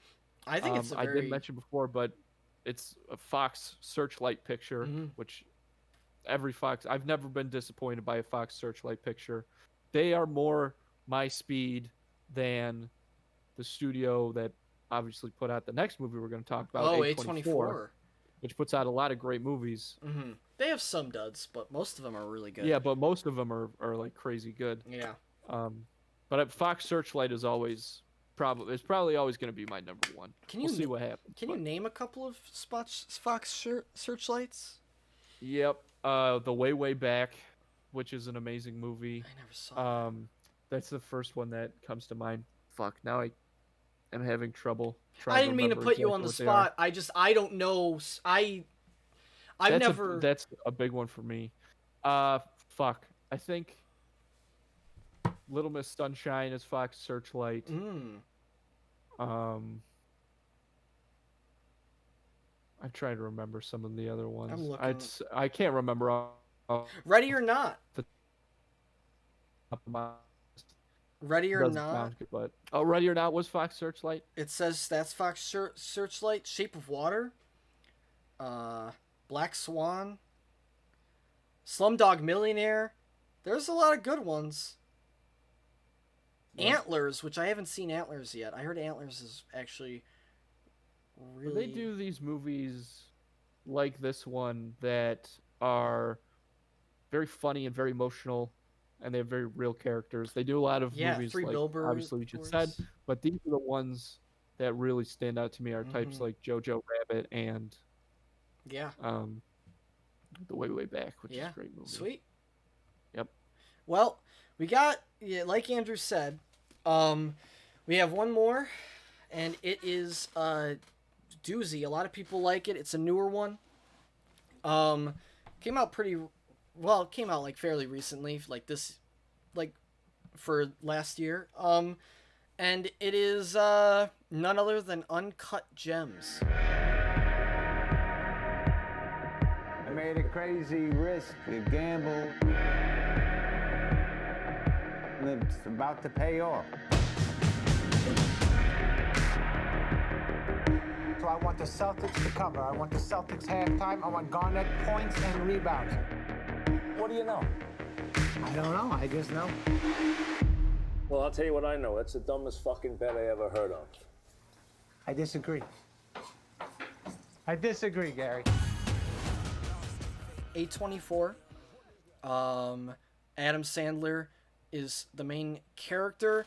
It is directed by the Safdie brothers, and who also directed Good Time, another A24 picture, their debut film, and Good Time starred Robert Pattinson, huge hit, and now I think they're both on Netflix now. At least Uncut Gems is on Netflix. So yeah, I don't know if Good Time is. It's on. It Amazon was. Prime. Good Time was on Netflix. It might have moved. That's right. But I don't think it's on there anymore. Jojo Rabbit. I just want to say this really quick. Jojo Rabbit's on HBO Max. Watch it. It's great. It just came out actually like 2 days ago. So it's very recent, but it's great. Anyhow, so Uncut Gems. It is Safdie Brothers' second film. I guess this is the film they've been trying to make for a long, long time. I guess they've been trying to make this film before Good Time. They were trying to get Adam Sandler on it for years until he finally agreed to it. So this movie is about it's about this I don't even know what profession he's like a jeweler. He's a high-end jeweler. Okay, that's the title. I didn't know the exact title for it. So he's a high-end jeweler, and he we're basically following this guy. He has his own jewelry store. He has very big a lot of jewels, and he is trying to sell to he's selling to a lot of big names, specific, like he sells to The Weeknd. He also sells to KG Kevin Garnett. Yes, they say his initials a lot. That's why I said KG. Kevin Garnett. That's what they call him. So, he's selling to him. So a lot of big names like that. He also is kind of he's this kind of guy who's just trying to get as much money as possible, and he will do anything he can to do it. And he is a gambler. Well, he's a gambling addict. Yes. So he gambles. So anyway, we find him in this movie in debt with family member. Oh wait, was that a spoiler? I don't know if that was a spoiler. I don't know if you know that right away. That might have been a spoiler. You don't know that right away. Okay, I'll cut that out. I just realized you find that out like halfway throughout the movie. Okay. Anyways, spoiler. So we'll start over right now. So he is in debt with this group of people. I don't want to reveal too much about them. He is in debt with these group of people, and he is kind of getting in trouble because he's not only is he in debt with them, he keeps getting the money. He gets the money back from that he owes them, and then he bets it. So that's like a conflict in the movie. It's so hard to talk about this movie, just like it's really hard to talk about Good Time, because so much of the movie, it's hard to summarize it. So basically, I guess I'll summarize it like this without spoiling it. He gets in trouble with this group of guys who wants his money, and he's trying to make this money back in very unorthodox and dangerous and shady ways. And this whole movie is just following him trying to make it big. That is the best way to summarize it. I don't really know a better way to do it without spoiling it. So that is what I will say about that. And I want to hear your thoughts on this one, Andrew. Okay, well, I don't want to shock you here, Joe. I don't know if you know this, but this is a pretty tense movie. Yeah. I mean, yeah. And this is the reason that it took me so long to watch it, because I watched it for the show. Same. I've been waiting to watch it. Yep. Because pandemic, everything going on, it's crazy. Mm-hmm. Everybody's anxious all the time, mm-hmm. and I didn't need that. This movie's very tense. Mm-hmm. And it does, and as much as tense as it is, it's obviously done in such an incredible way. The camera movements are such a big part of creating the tension. The music at certain points, like the instrumental theme at the beginning, so good, that comes around, incredible. Mm-hmm. It reminded me, it felt very Kubrick-esque to me, which was excellent. It reminded me a little of Space Odyssey, a little of Clockwork Orange for sure. That was great to see. And really, I think that the opening credits of this movie tell us everything that we need to know. Yeah. Right after it tells you everything that you need to know. It really does. Because it's this great sequence. I don't think this is a spoiler, but it's this great sequence of they're going through this gem, one of these uncut gems that Sandler's character Howard becomes obsessed with. An opal.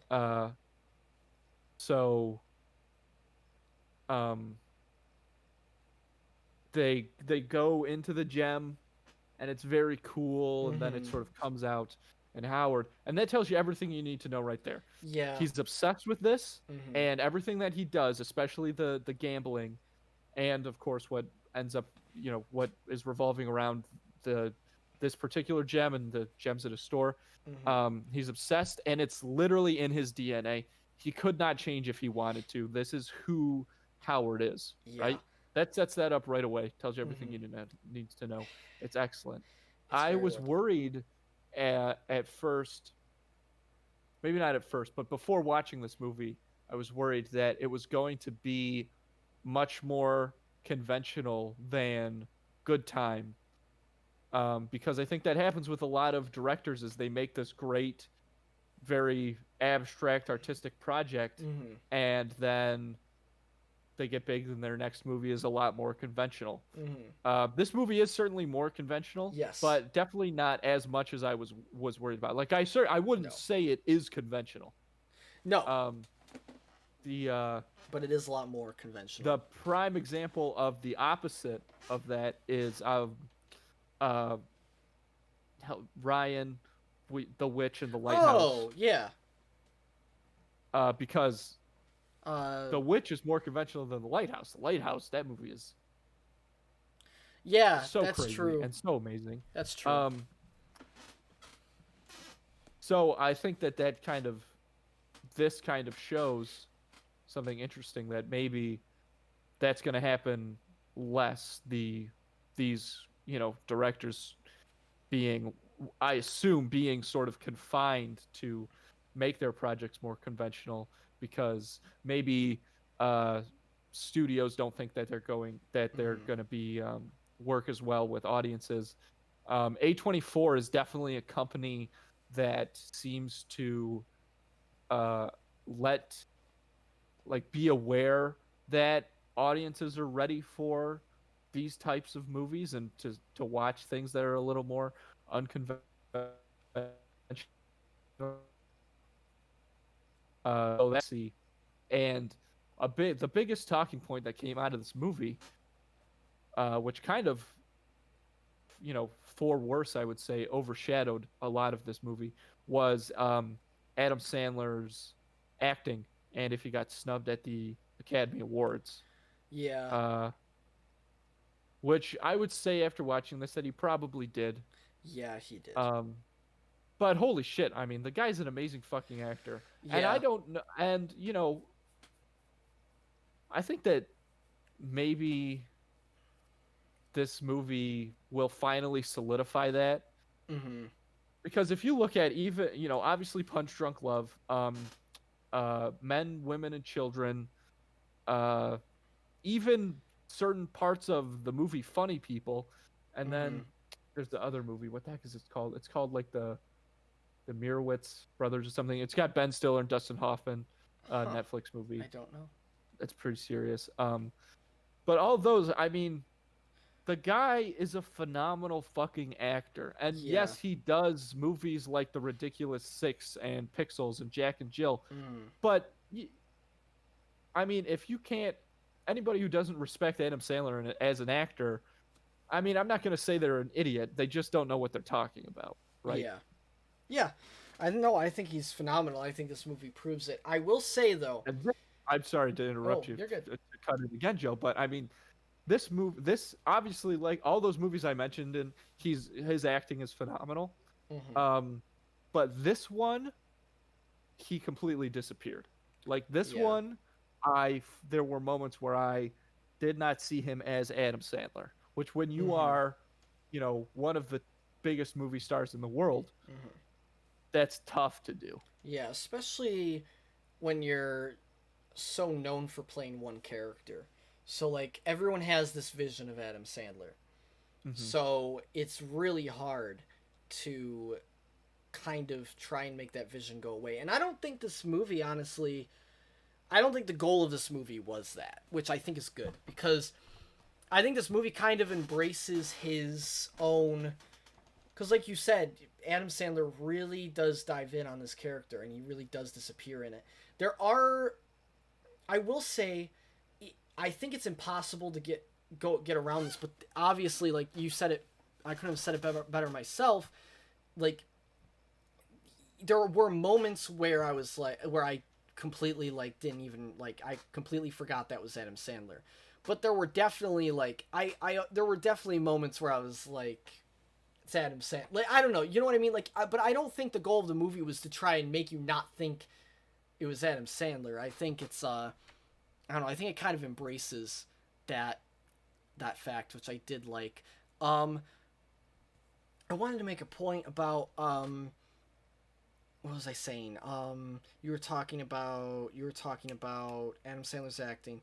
Yeah, that's what I was gonna say. Adam Sandler, he really did great. Like you said, great in this movie. This is the first. I know you named some serious movies that he did. I'm sure he like. I was sure before going into this that he did other serious roles. This is the first serious role I've ever seen him in, ever. Like I've never. Well, you should check out some of those other ones. Okay, for sure, because they're really good. The most serious I've ever seen him in was in like either the one with the Don't memory mess with the Zohan. No, I didn't see that one, but no. Okay. No, that's not serious. No, that's why I said it. Yeah, it was a humor joke. A little humor joke to throw everything completely off its rhythm. Way to ruin the fucking show, Andrew. Oh my Jesus. God. The one we've talked about it before. The one with the girl that has memory loss. 50 First Dates. That one. Movie. There are serious moments in that one. Same with the one with Jennifer Aniston. Wait. Which one? Just Go With It? The one when he like acts like he's a plastic surgeon and yeah, Just Go With It. Yes, that one too. Those two like are the ones where like I think back on them and I'm like I actually think those are really good movies. Well, they are very good movies. I think those are 50 like First Dates in particular. Yeah, and they have serious moments, which is like great. But all I'm saying is that's the height of serious that I've seen for him. You should watch The Wedding Singer. The Wedding Singer? Yeah, one of his like first movies. Oh yeah, that is an older one. Drew Barrymore's in that one also. Drew Barrymore. You should watch that. That's great. That movie's great. Sweet. Yeah, I will definitely check it out. But what was I saying? So yeah, this movie so where to even begin? I gotta say I'm gonna try my best. This movie is very similar to Good Time. Not very. Yeah. I think I know what you mean though. It's not the story-wise. It's not, but it's structured kind of similarly, so it's very hard to not compare it because they only have two pieces of work, and the feeling when you watch them is very similar. The story is different, but the feeling you watch them is very similar. Also, they're both character-driven pieces. They're completely just focused on the character, and that's it. So that's why it's hard to not compare them. I wanted to say that right away, so hopefully it stops me from comparing it like a million times. But that's basically like the similarities with that.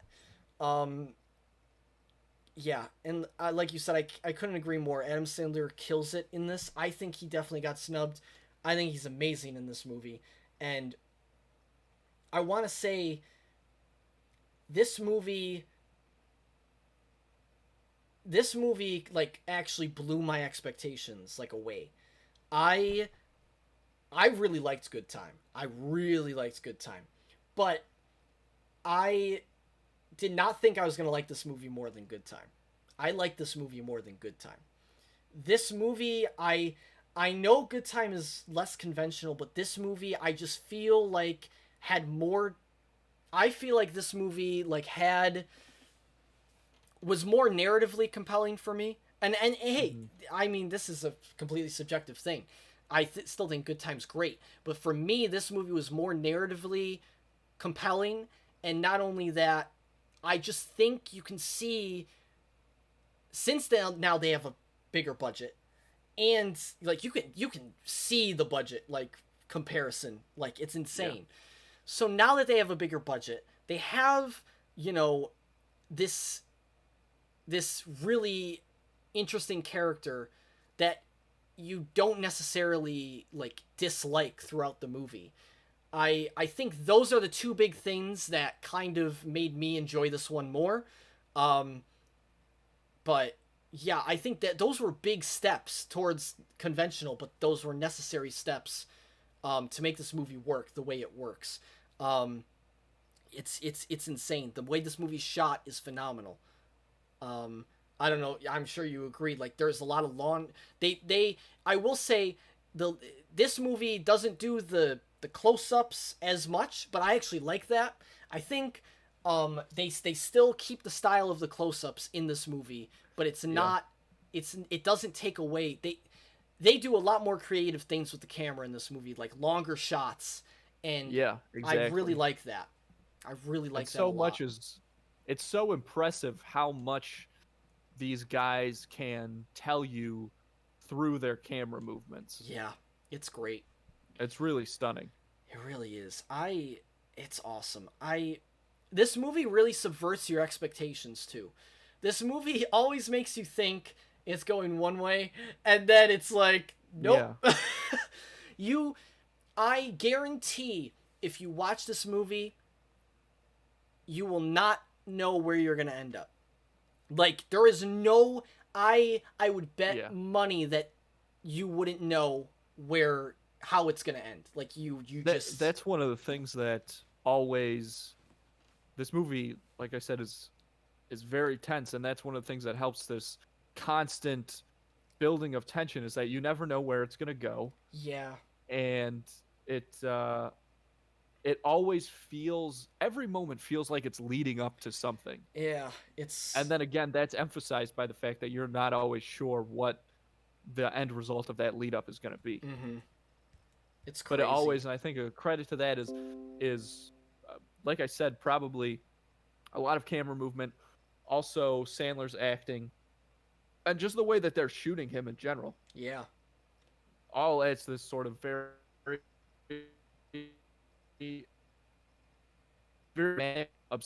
rapid feeling that seems to overwhelm Howard and then create the tone of the movie, because that goes along with what you said, like, it's character driven. It's insane, and that's why I like this movie. That's why I really dove into this movie. It's because I actually like wanted this character to succeed.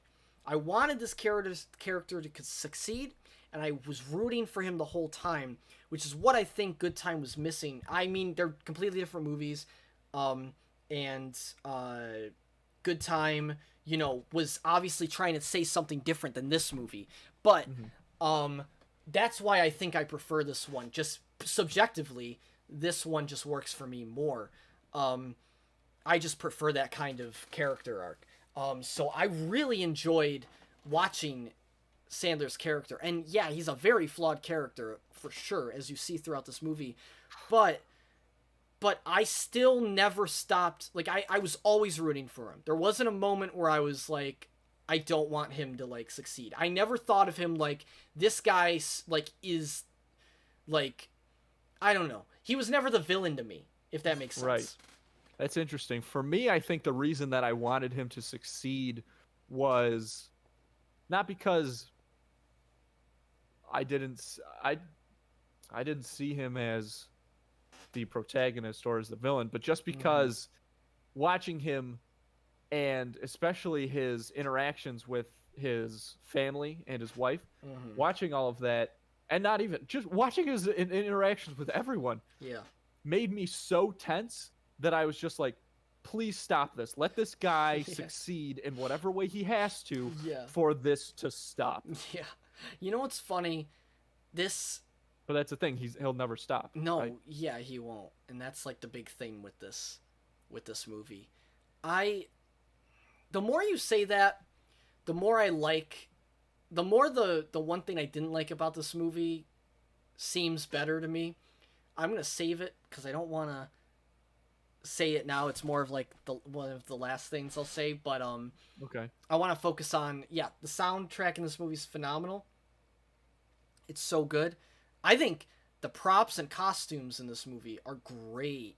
Like, I mean, mainly obviously it's Sandler's character's costumes that stands out the most, but Yeah. Well, they nailed the look. yeah, they nailed the look. Also, well, his and the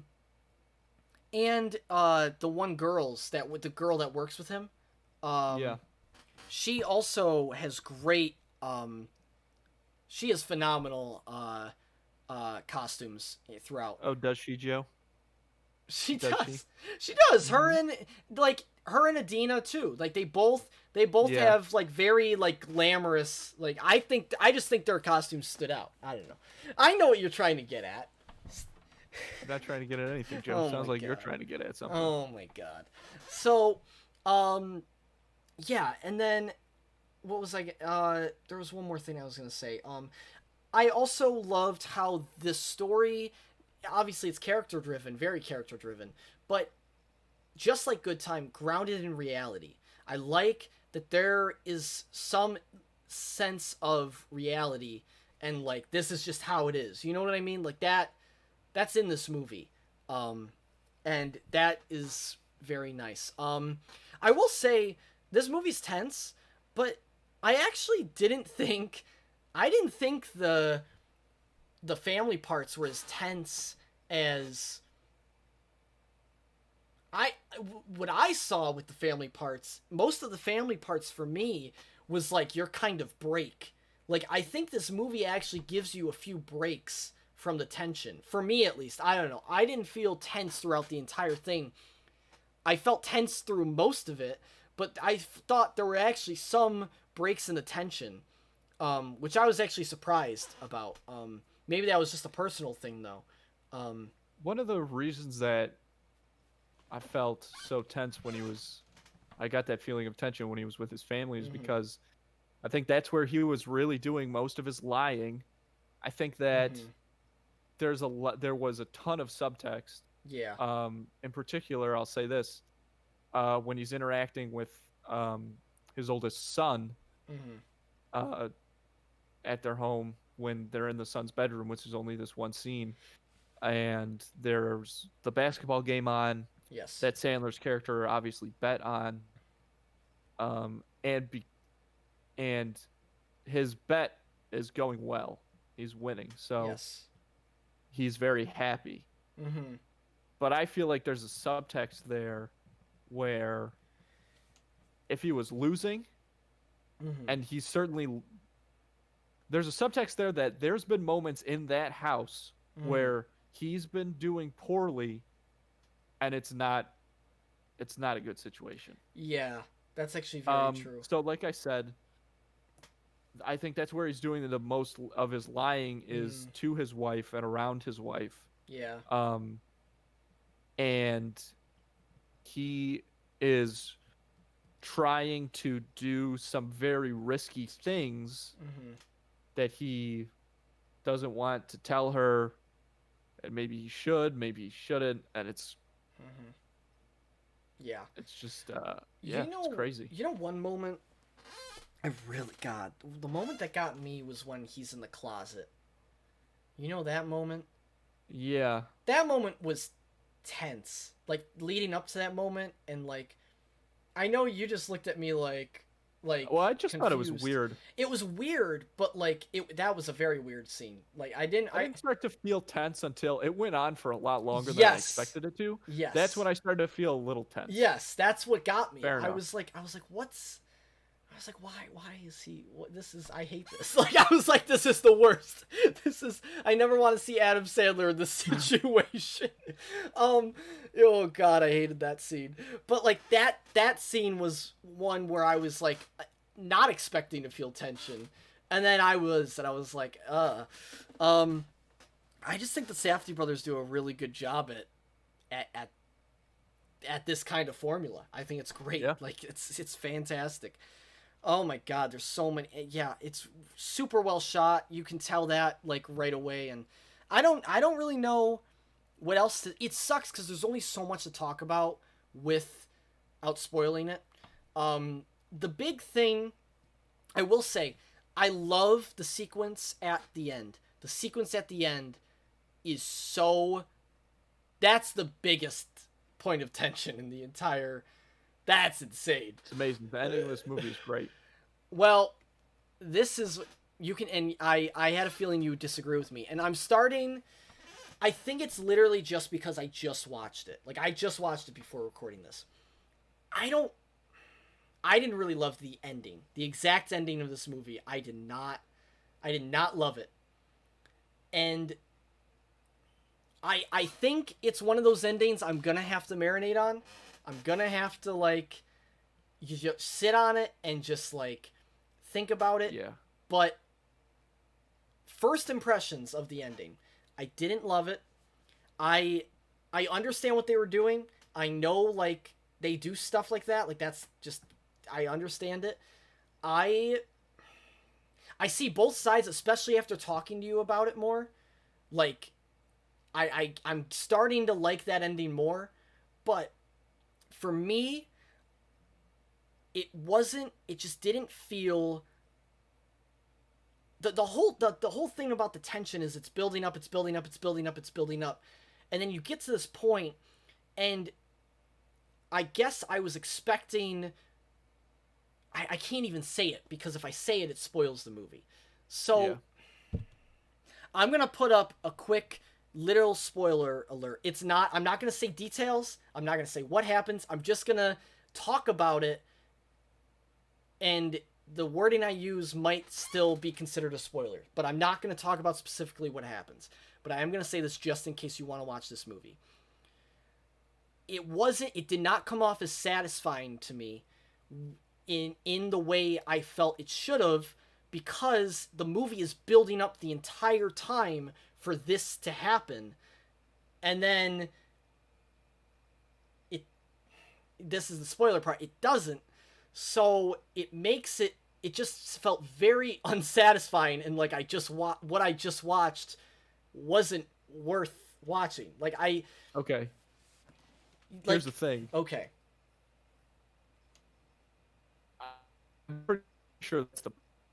Yeah, that's I don't think you're supposed to be satisfied with I know, and that's what I think that is the point, and I think that's why the more we talk about it, the more I'm, like, coming around to it.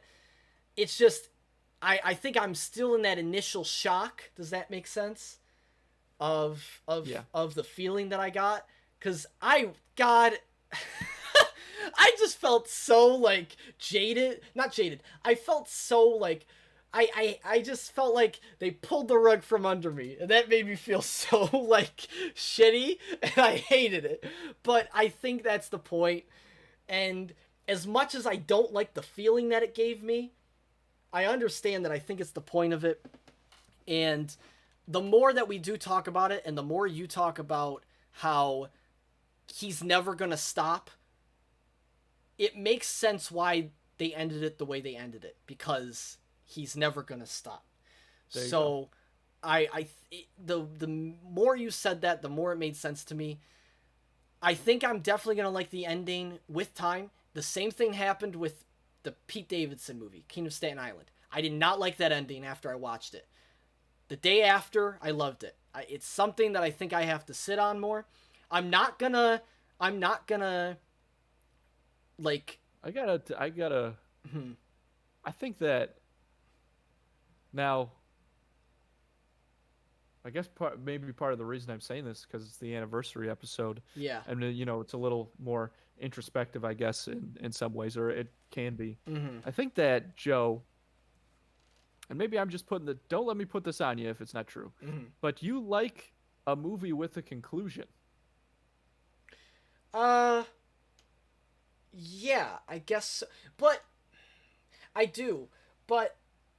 I think it's interesting. God, I like movies without conclusions. Okay. So... I like that better. Like, not that I dislike movies. Because I was going to say... I like it better when they don't. Yeah. I mean, but I will say there are certain movies where I do I do prefer them without the conclusion.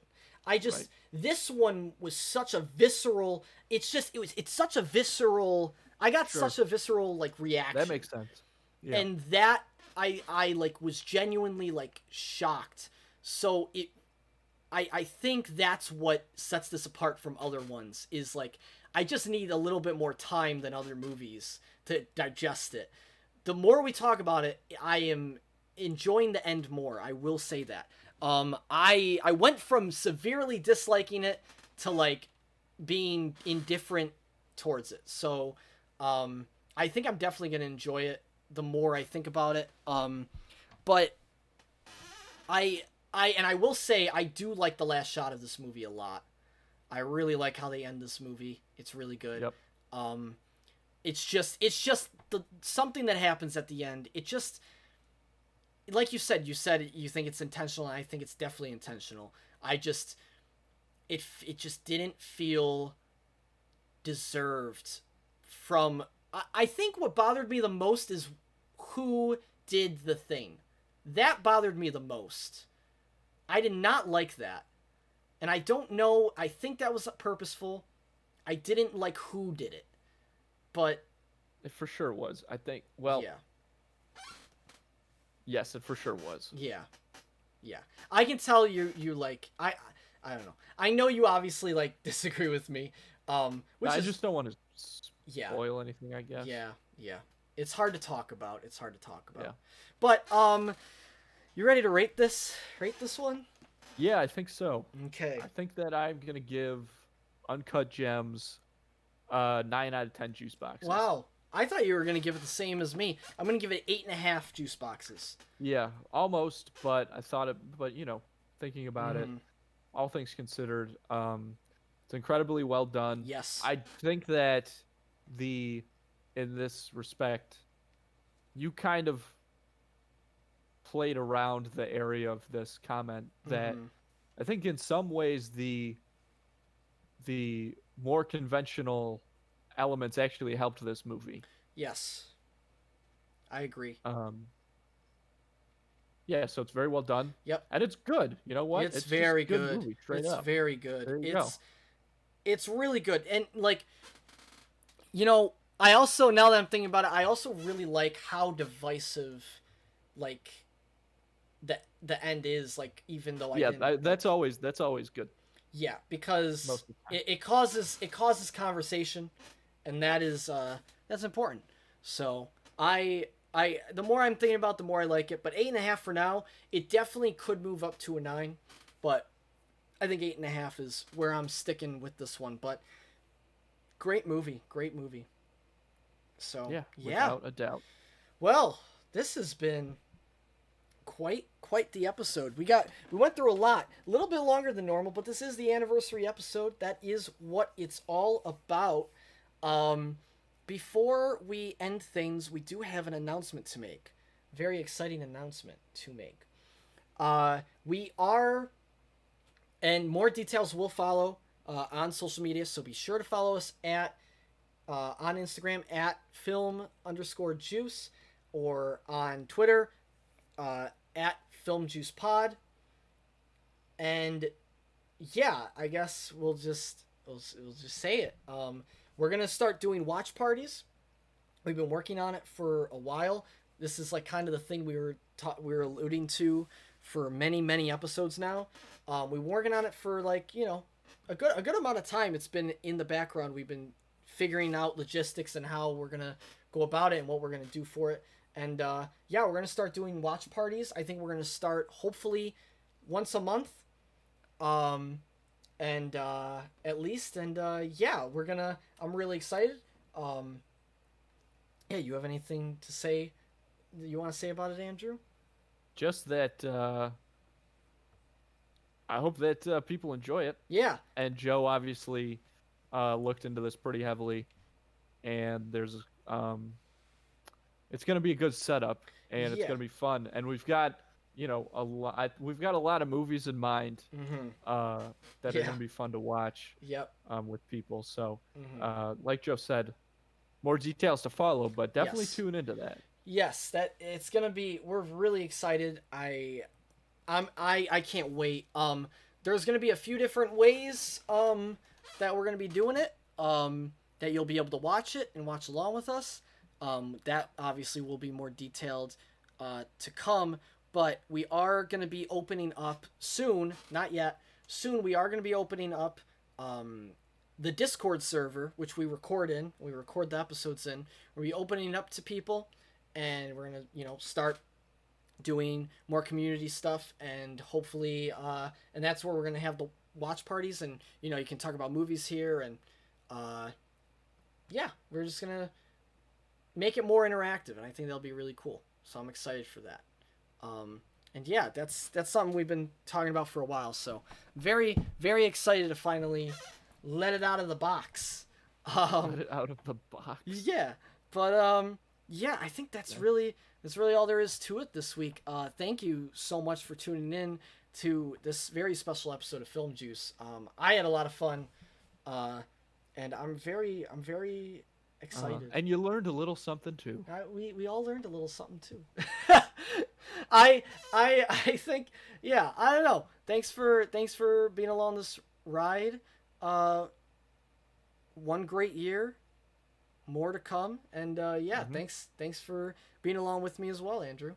Couldn't You're very welcome. Couldn't imagine anyone else to be a better host. No, me neither. Except for maybe, let me pull out my list of many people. Just kidding. Of course not. Jesus Christ, there's only one Joe Dorado, ladies and gentlemen. Okay? You cannot beat this guy. He's the best. Well, yeah, we've come a long way, Bill. We've come a long way from the TV show. So it's crazy. Exciting. I'm so excited to keep going forward. And yeah, couldn't ask anyone better to be along my side. So me neither.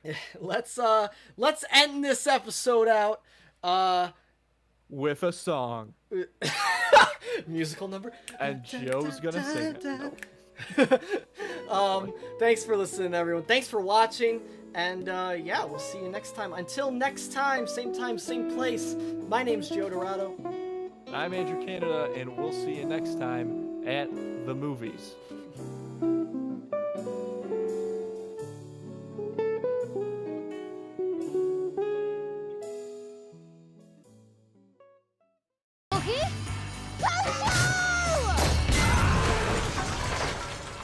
Oh, God.